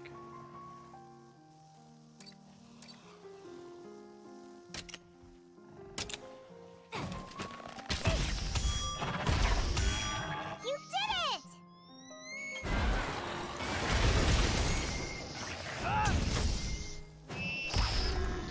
Keep it up! That was the overhand or the rising strike of the great sword. It is one of the moves that can propel a player into the air if you catch them with it, but in Wilds it also became the offset attack move, which lets you do these neat sort of like deflect their attack kind of animations.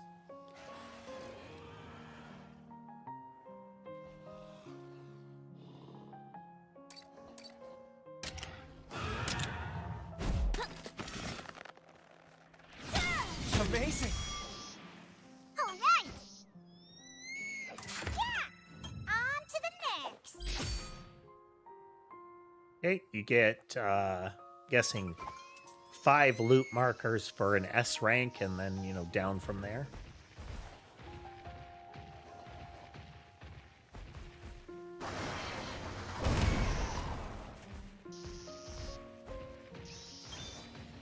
Red variety of Benabra, but, I mean, I'm pleased just to end them outright like that. They are an obnoxious kind of monster.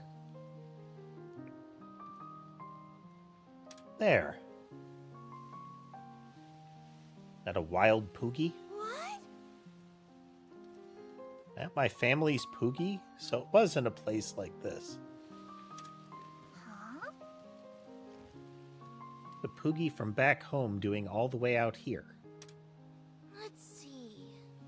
In a heck of a storm a while back, the poor spooked Poogies all ran off together. Alright, so one of our hunt and find collectibles kind of objectives. Find the Poogies. I can't remember, but I think that's like an Emperor's New Clothes outfit. Where it's just like, just the diaper and crown. Hey. Will you do something about it? We're in the middle of her inaugural expedition, but surely we could rescue it.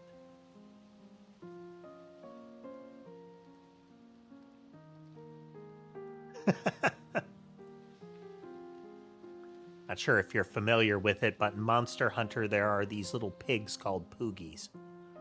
And for the most part, they're just there to be cute and to be dressed up.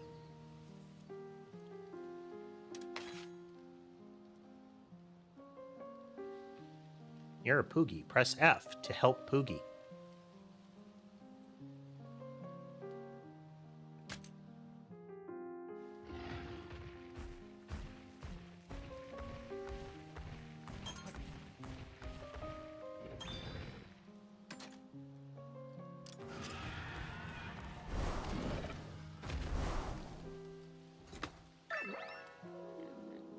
What's this? Poogie.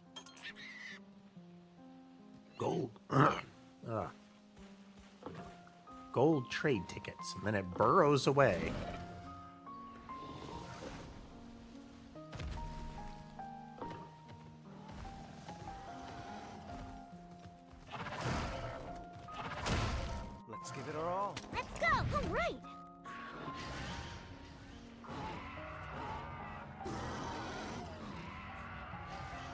Okay, let's see.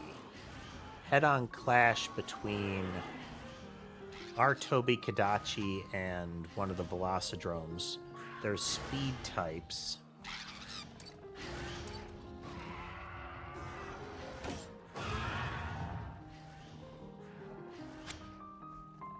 So is Toby.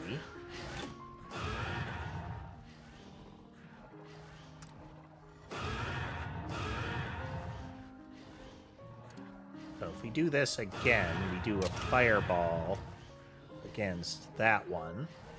Counting on you. And then we're going to do our own tech attack against that same one.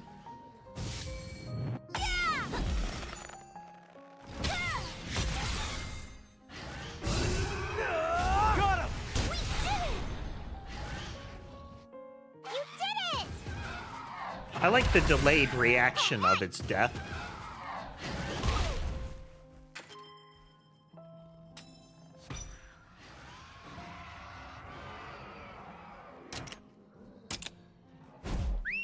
Get him!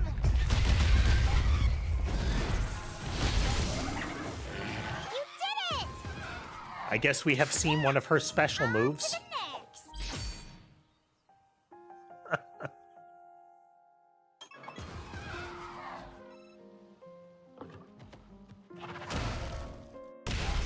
We've got the upper hand.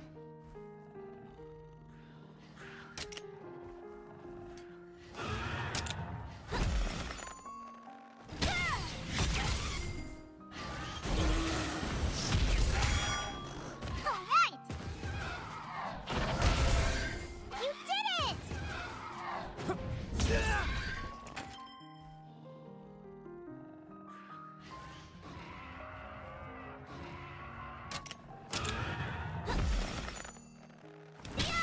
Nice one. All right. So move type advantage does give you a damage boost, but the big element of it is the head-on mechanic.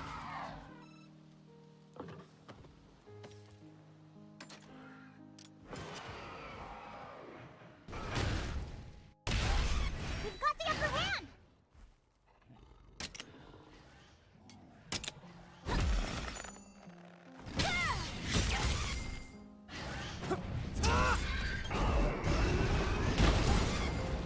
Reach up behind my head and give Ember back scratches here. All right.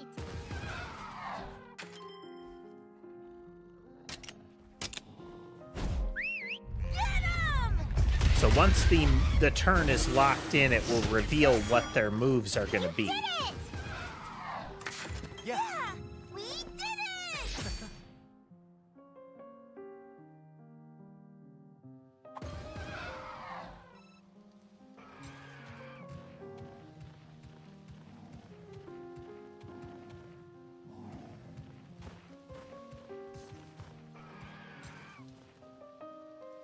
There is Big Arrow up there.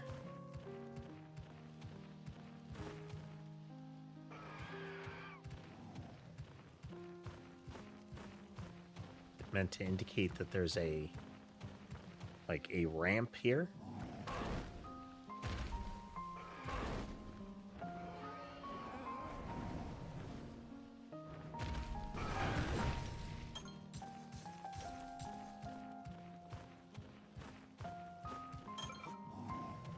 Corrosive fluid.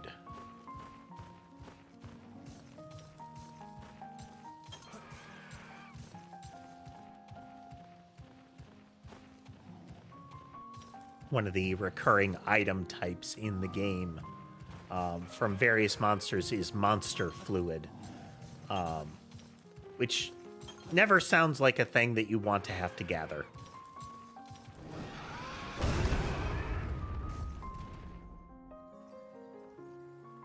Ew. Can't remember what that one's called, but that is a monster that was made in a brief window where one of the monster designers wanted to push the game to be more horror You focused. call it egg quartz for a reason. What's that inside? A Kezu. There we go. You hardly see any these days, but they were once pretty common. Is it, alright to touch? Of course. They're very, It's not like, you're going to hurt it. rubbery flesh looking, and their neck can extend out. Does, like, electrical The moves first egg and quartz was kind discovered of around erratic 200 lunging years attacks. ago. After that, however, High no other reach bite discoveries kind of until stuff. 10 years ago, when people started finding egg quartz everywhere. I wonder what changed. No one knows. There's no rhyme or reason to where egg quartz appears or what monsters it encases. With that said, I think getting to the bottom of the encroachment is our duty as rangers. Unraveling The implication there most being that mysteries. it's not like Man, the Rangers trapping are so monsters, cool. but that they're like when the egg quartz appears, it contains monsters. Courage is commendable, but safety comes Yeah. first. You know, No matter dimensional what happens, rift don't kind of forget vibe. I'll take that to heart, sir. Sir? That's not bad. I have tasted power and I like it. Okay.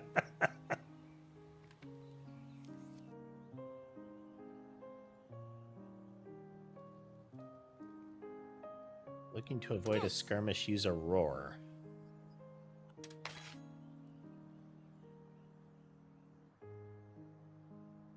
Alright, well that scans. And you gotta cool down.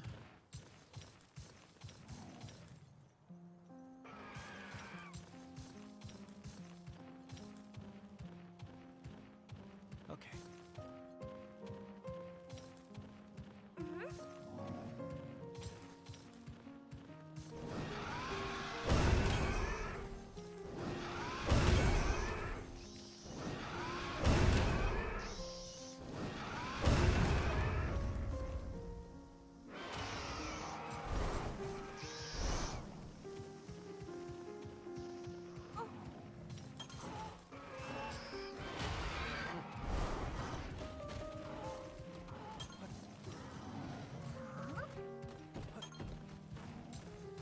What's this?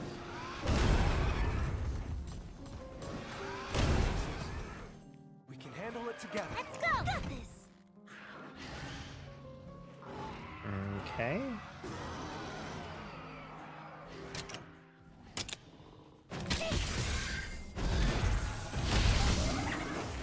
All right! Got it! You did it! I still love that delayed reaction that they On to the do. next. They take damage, they stagger back, they right themselves, and then they dramatically flop backwards. We've got the upper hand! It's got a very LARP, hey, I got you vibe. Oh, you're right.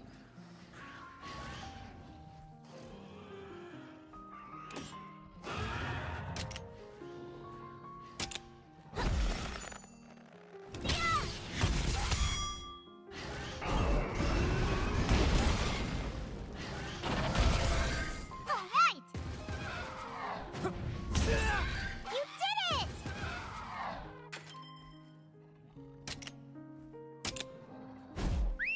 Get him! Got him! We did it! Kill them, my adorable pig army.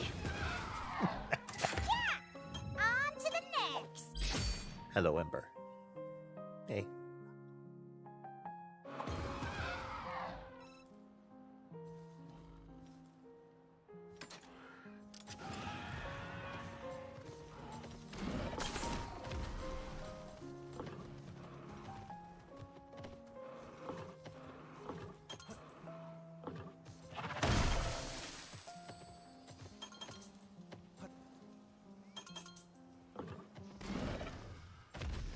Found pile of random trash.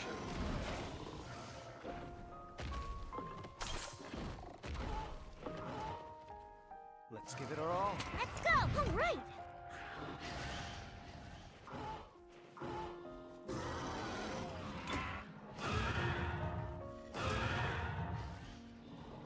Let's go.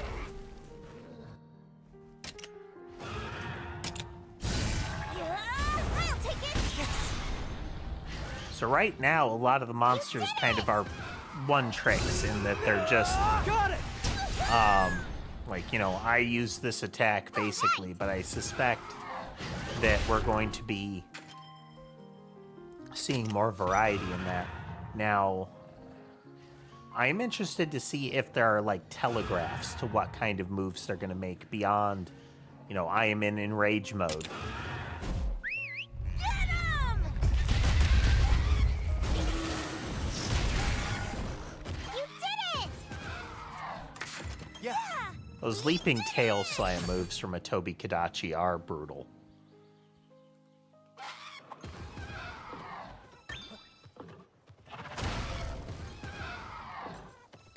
Oh, another Poogie. This one's wearing blue jammies.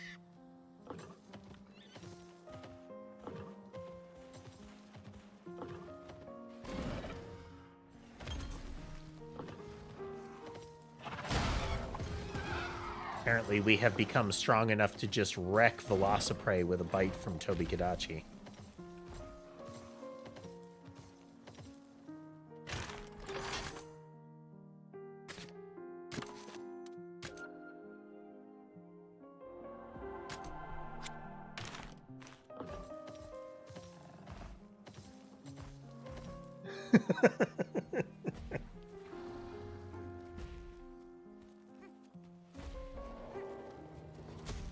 Huh? Look! Yeah. Monster eggs.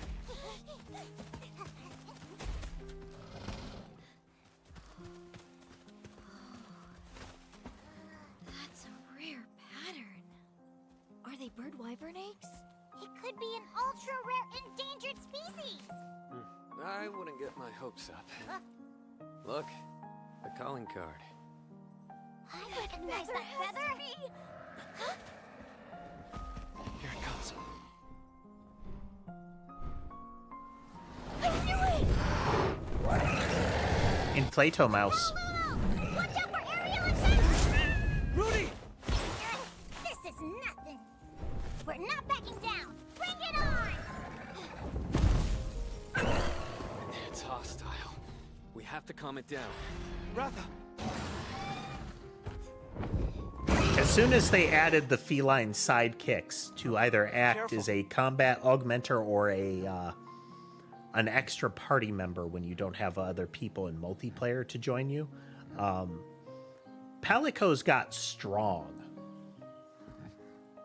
There are builds in the base Monster Hunter games you can use which will let your Palico largely like do all the damage for you. You know, you'll be back there using heal and buff potions, and the little cat guy will be wrecking shop.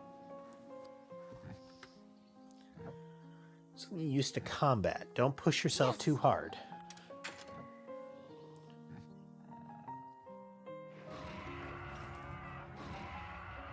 I'm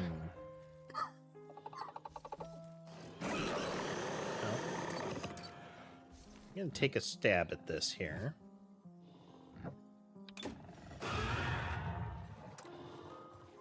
Counting on you.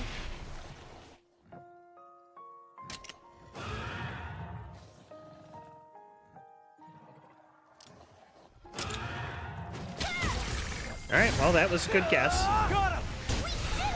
My assumption was that Palumu would be a more technical monster. Okay, it's going after Rathalos.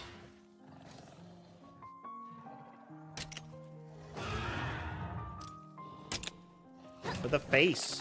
Okay, it's using a special move, so it's not type bound. Bonk.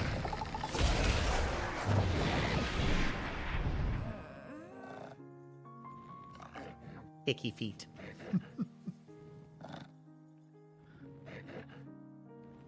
So this is Paulumu's like behavior set in actual Monster Hunter is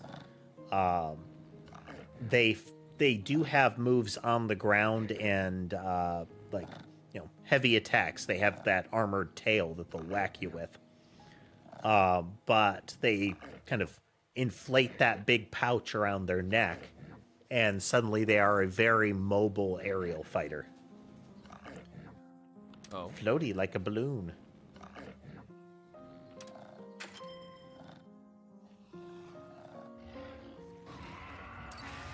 Hey, my guess is that it would go speed after this. Let's find out.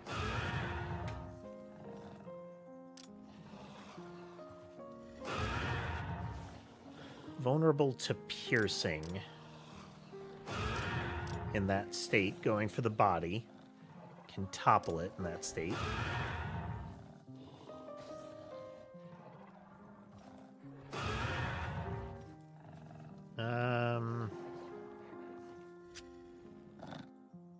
Let's use up a bit more stamina, shall we?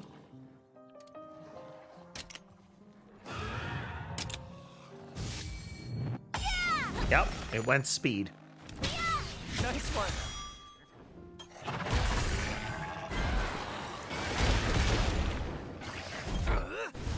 Bonk.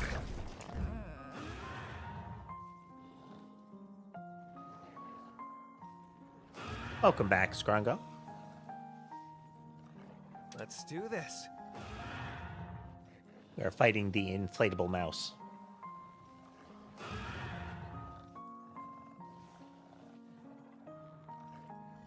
Well, Can do. Okay, this is something that was apparent in the menus, is it looks like the main character has great sword, hunting horn, and bow, at least in this part.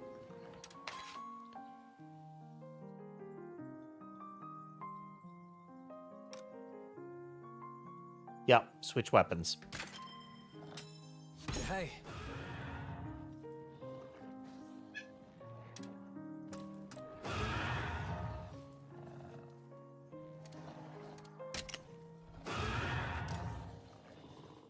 Yeah, you want to hit the body with a piercing attack to bring it down. Nice one! All right. And again, this is a mechanic in the base game, is if you do enough damage to that area in its body, you can make it lose the, expel the air and fall.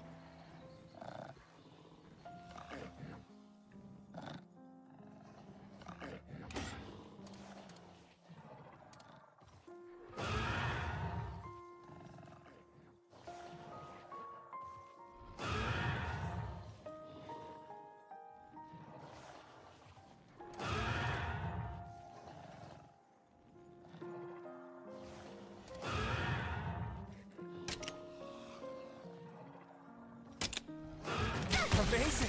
You did it! Your Highness! Pull together now! Oh, dang.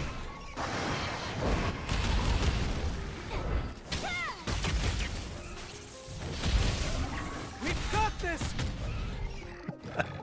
Get pummeled.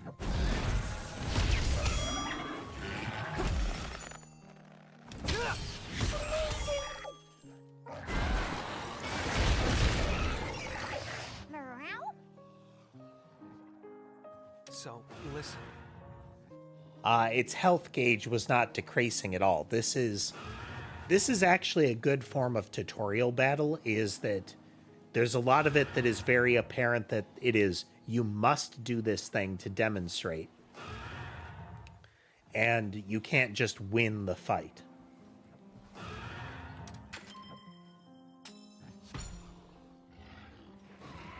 Ratha! Your Highness! Writing strengthens the bond between the prince and his monstie. Together they reach new heights of power.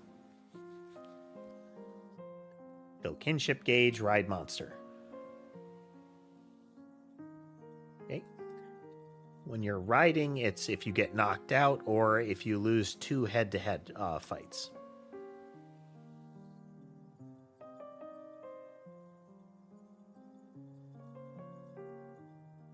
And you can use a big move, but that ends the ride.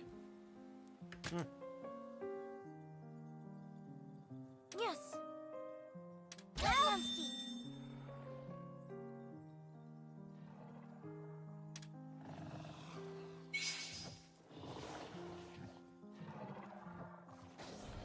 Do slashing damage. Yeah, let's just go for the face.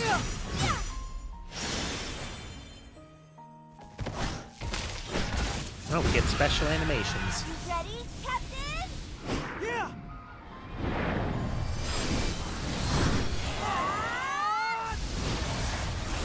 Combo moves.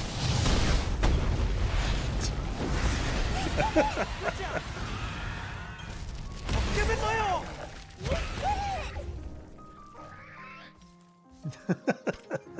Moderate overkill. Good work.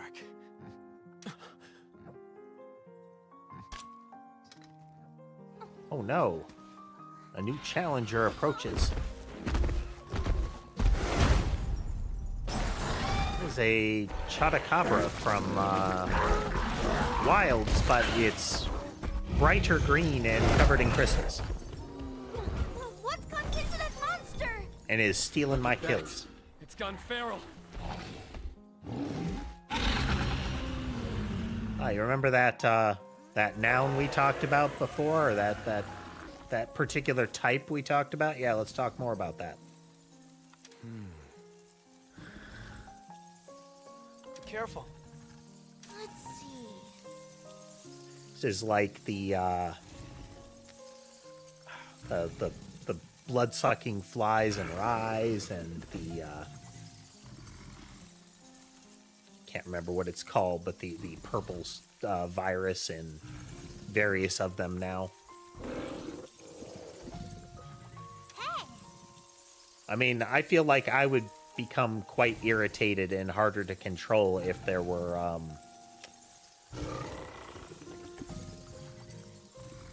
giant shards of rock sprouting from my body. Out and hit the crystals to do a thing. Don't push yourself. Yeah. She hit the crystals and it retaliated with paralysis. It seems to hate being attacked there.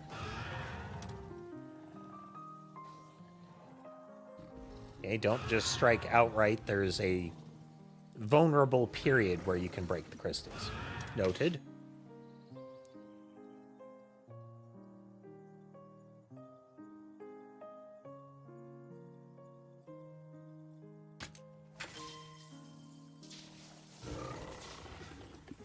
Let's see. Fire elemental.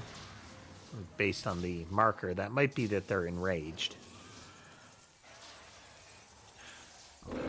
Normally, that kind of creature would be a power attacker. I guess.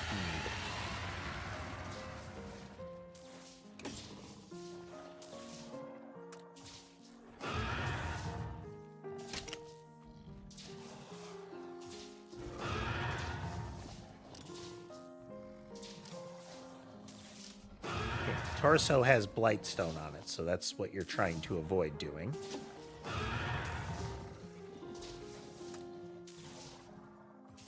Go for the face. I won't let up!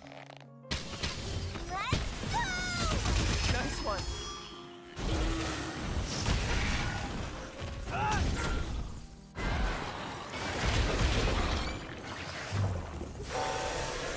You okay?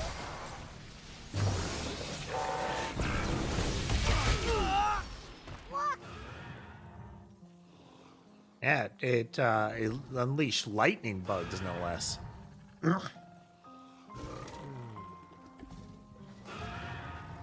Okay, so in this case, feral monsters are aberrant types. They're more of the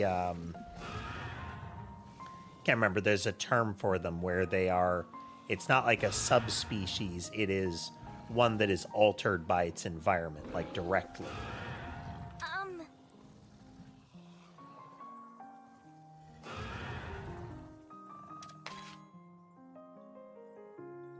Powerful feral attacks, but these can be weakened by destroying their crystallized parts.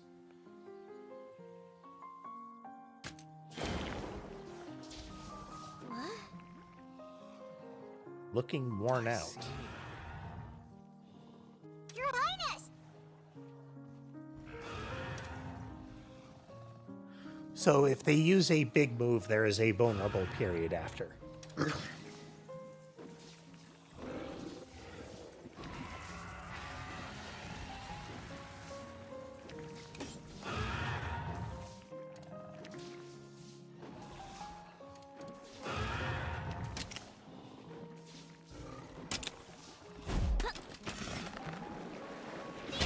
Amazing! Well, that's unfortunate.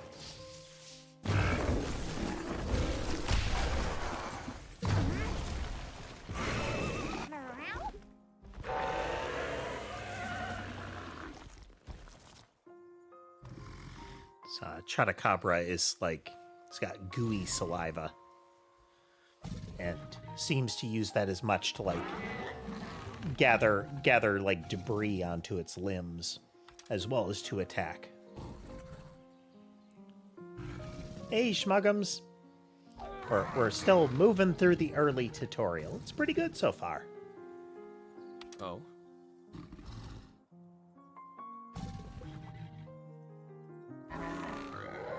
It's possible. Oh, yeah. So this is a visual cue that it doesn't have its lightning aura active to retaliate. No.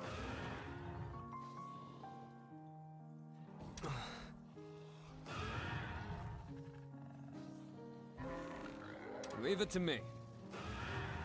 I mean, I feel like don't get massively electrocuted would be kind of nice.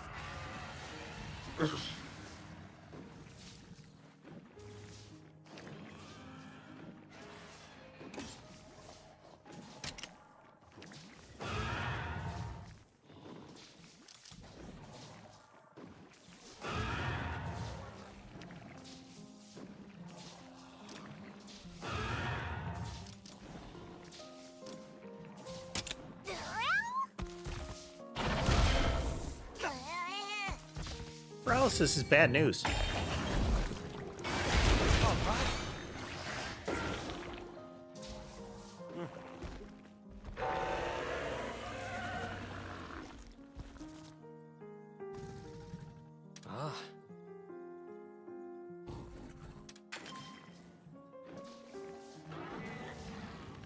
I clear that? Because that's a problem.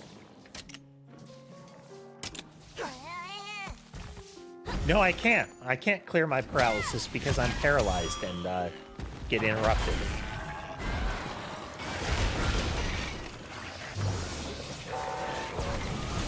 Are you okay?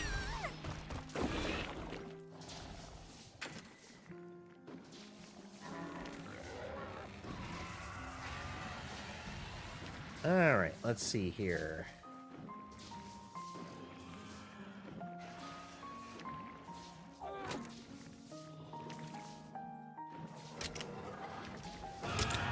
Don't push yourself. Let's do this. You did it! The head-to-head is just they kind of bounce off of each other when it's the type match.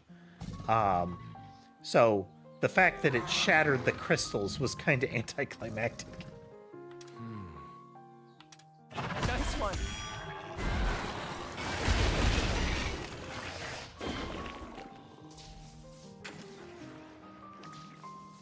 All right, well, we're in kind of healer mode at the moment.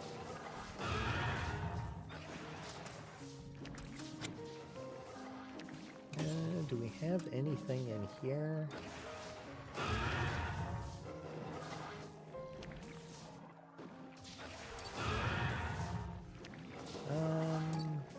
Yeah.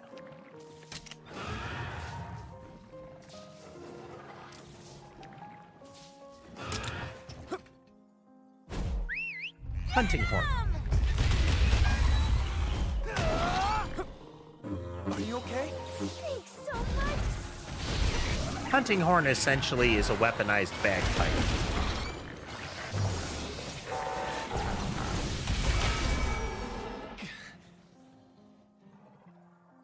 Okay, can still use the lightning attack, but it was specifically the weak version. Keep an eye out. Good, Muncie.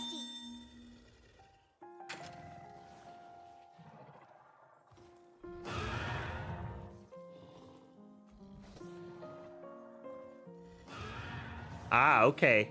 The hunting horn does still have its note mechanic, and it looks like it is the type of song, the attack type that you use, the color. So if I was to follow up with a green, it looks like some sort of attack buff.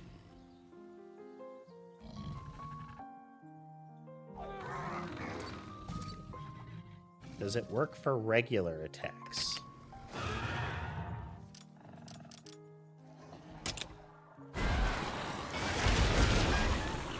Excellent!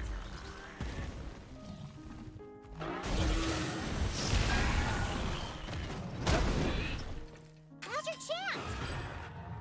Apparently it does. It arms the song.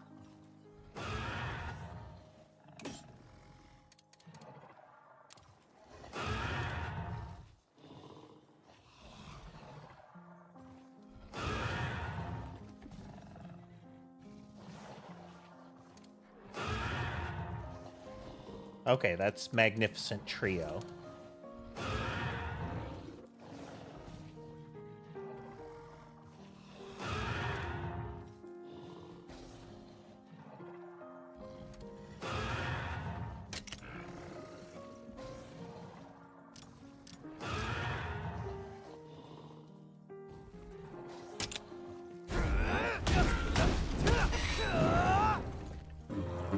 Let's go.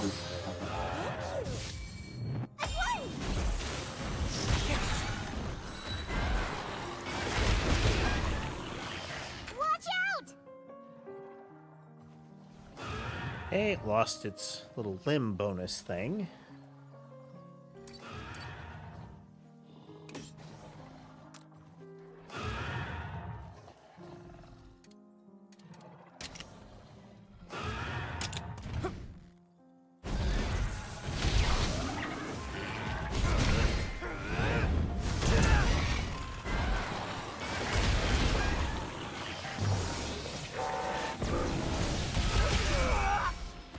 We've got this. Well, I think he's looking bad. He's looking bad.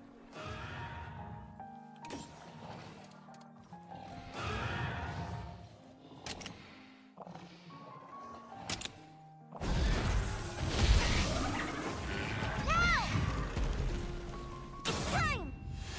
Pummeling.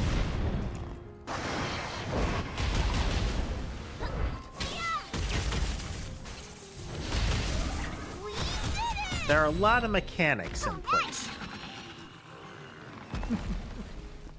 None of them seem fiddly. It's just there are a lot of moving parts. Uh-huh. Okay. Well, so far, feral monster means boss You all right? monster, but we'll see. Yeah, I'm fine. Thanks to all of you. Thank you, Captain. But all I really did was try to survive. Which is kind of true to Monster Hunter, especially when it's a fight you're not familiar with.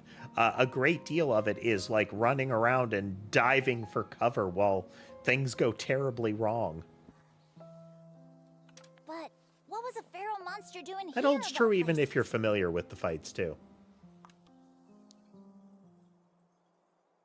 That was really terrifying.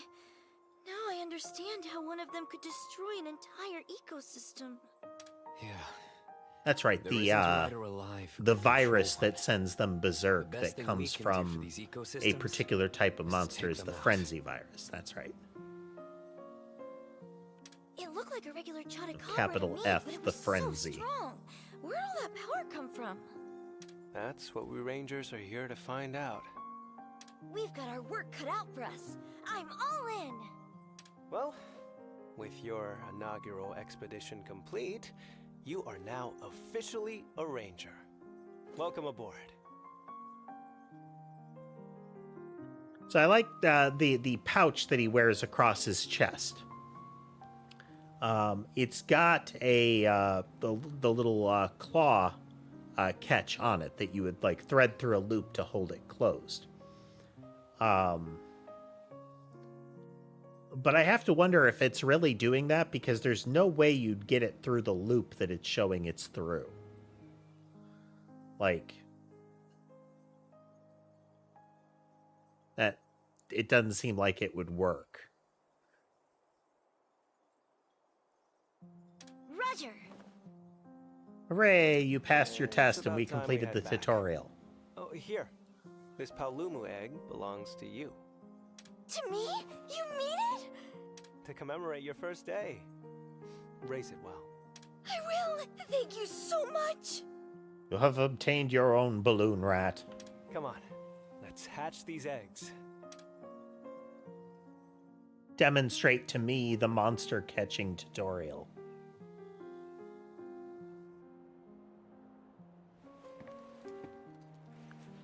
This seems strangely ritualistic. This part is easy. We Rangers don't have to do much here. So just follow my lead, all right? Yeah.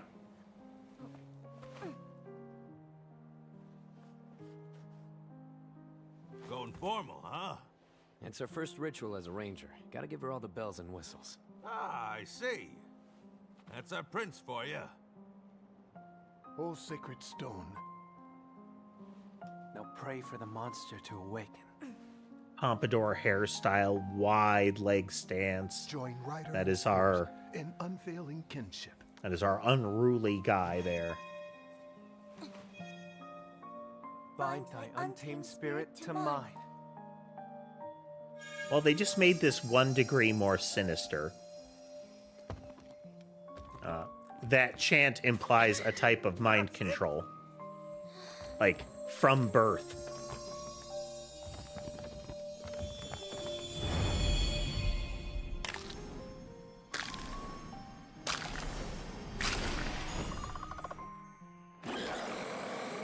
Well, that's adorable.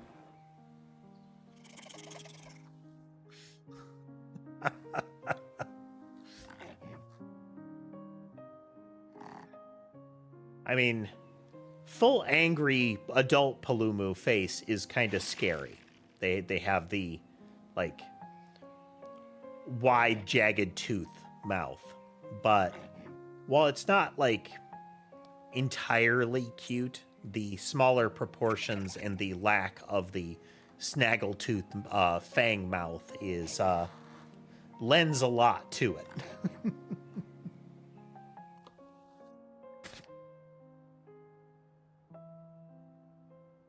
Vitality, fairly potent. No applied element, got it in the Blightstone Woods. Let's see, weak to fire, strong to water, moderately strong to ice, weak to lightning. It is technical focused. It is apparently a C rank. And then we have these little skill nodules. Sure.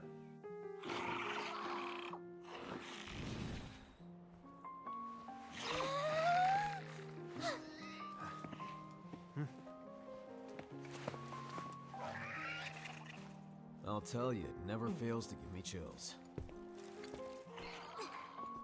Next we do the rite of channeling, right? No need to rush. Enjoy the moment. Agreed. Let's save the rite of channeling for later, okay?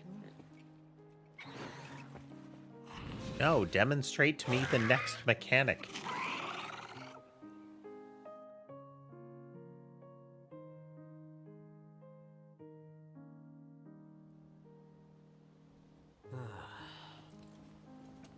Seriously? What's up, you guys? Plenty, that's what. Take a look for yourself. Giant pile of These paperwork. are requests, but why so many?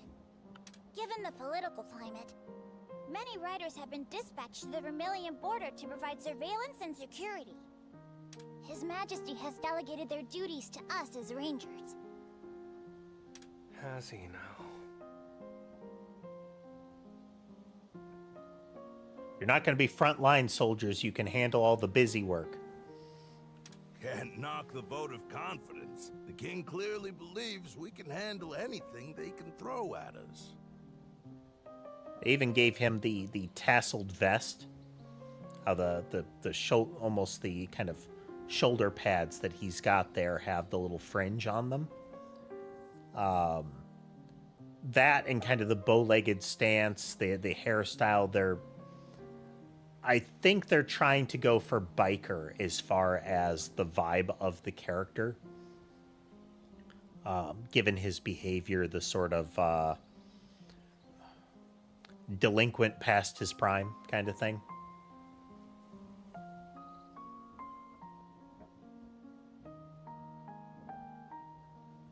And he is juxtaposed next to Dark Edgelord here, who dark colors, red highlights,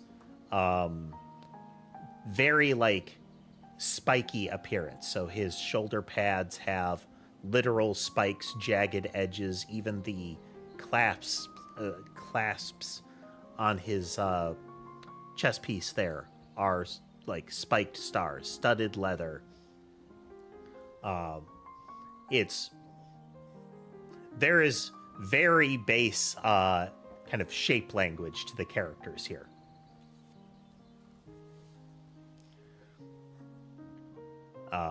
Even with his dialogue, like it opened with a spelled out sigh. He is the type of person to which brooding comes naturally.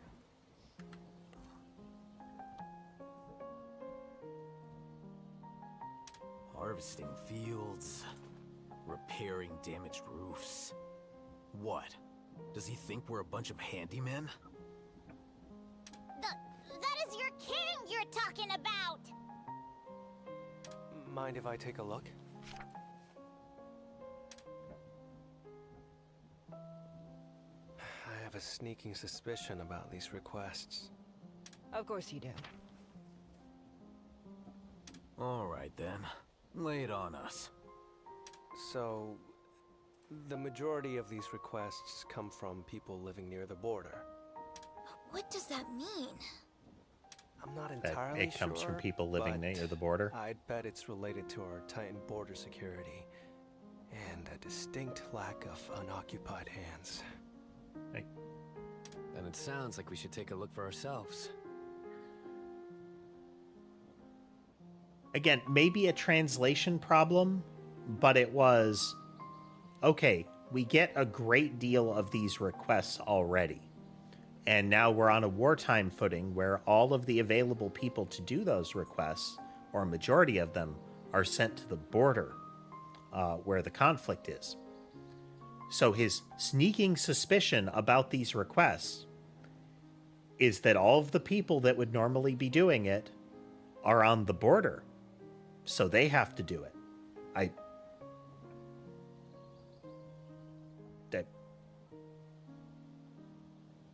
I feel like our main character isn't actually helping.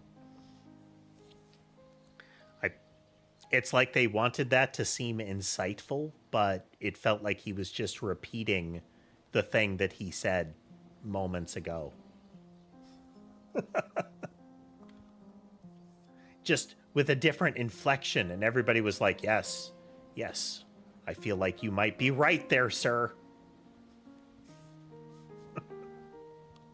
Scanning over them, some of these requests even involve chasing down rare monsters. Now that sort of job sounds much more up our alley. What do you say? No pressure, of course. These requests aren't exactly kingdom-shaking, so there's no need to bite off more than we can chew. No, I say we go check it out. Simon, you're with me. Always. by the way? Stop by the stables. Let us introduce the stables and their utility.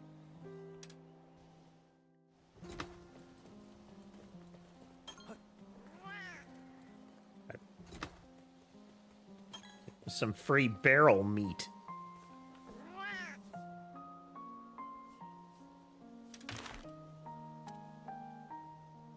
Okay, apparently you can have up to 700 monsters stored.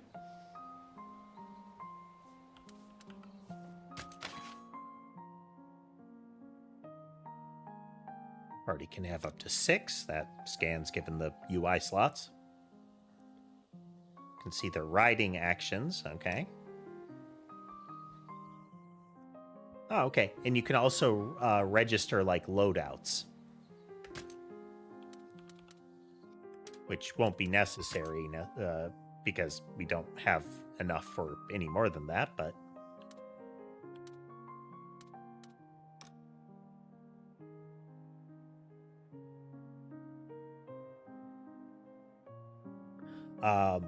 okay, so it has jet balloon, a vengeful attack, some passives which seem to be dark resist and non-element defense boost.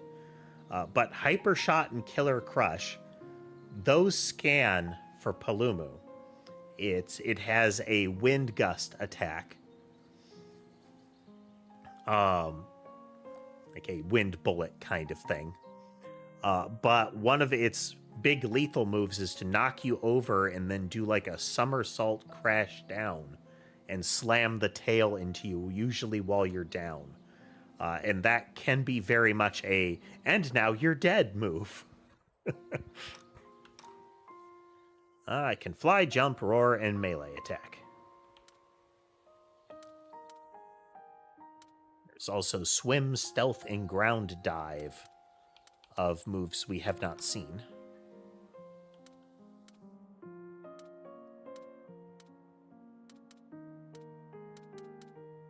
Don't know what those little plus stars mean on the 4 stats there, but we also have crit rate, speed, and starting stamina.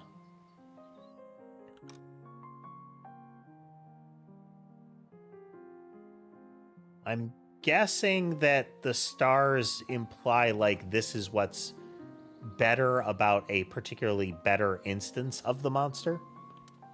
Like they have a better stat progression.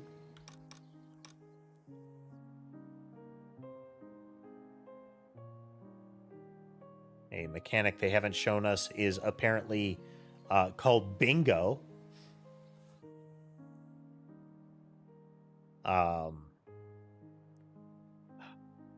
My guess it's if the slots are opened and have something in them, that it is number of like Connect 3s are the bingos.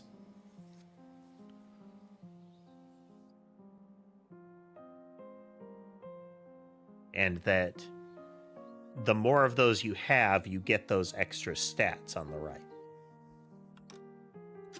We're guessing. Tutorial will tell us later.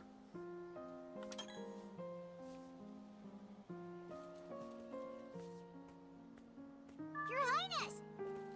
All right, let's see here. We need to run back over to here. I'm ready for anything. Put down a save.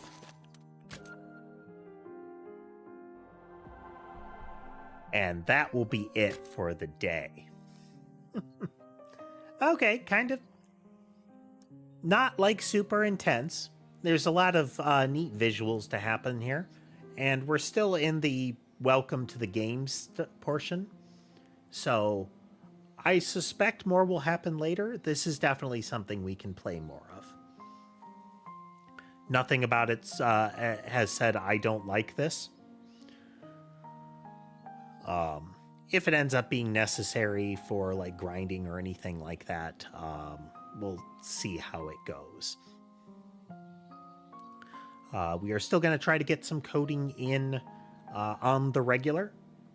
I've still got to figure out where we're going next with that, though, because the latest changes to try to keep optimizing have reached another limitation. So we need a way around that. And I don't want to just, you know, have a stream that is just the sound of forehead on keyboard for the entire time. But yeah, we'll figure out what we're going to do next. Hopefully we're going to be closer to a schedule this week. But folks, I hope you had a good time watching with us tonight. If you like what you saw and would like to see more, remember to like, follow, subscribe, comment. All that stuff is generally good, those buttons down there, so I'd appreciate it if you press them. If you'd like to consider helping financially support the channel, you can do so through platform-specific means, as well as other options in the link tree in my video descriptions and bio. But with that said, I hope the rest of your day is good, and I will see you next time.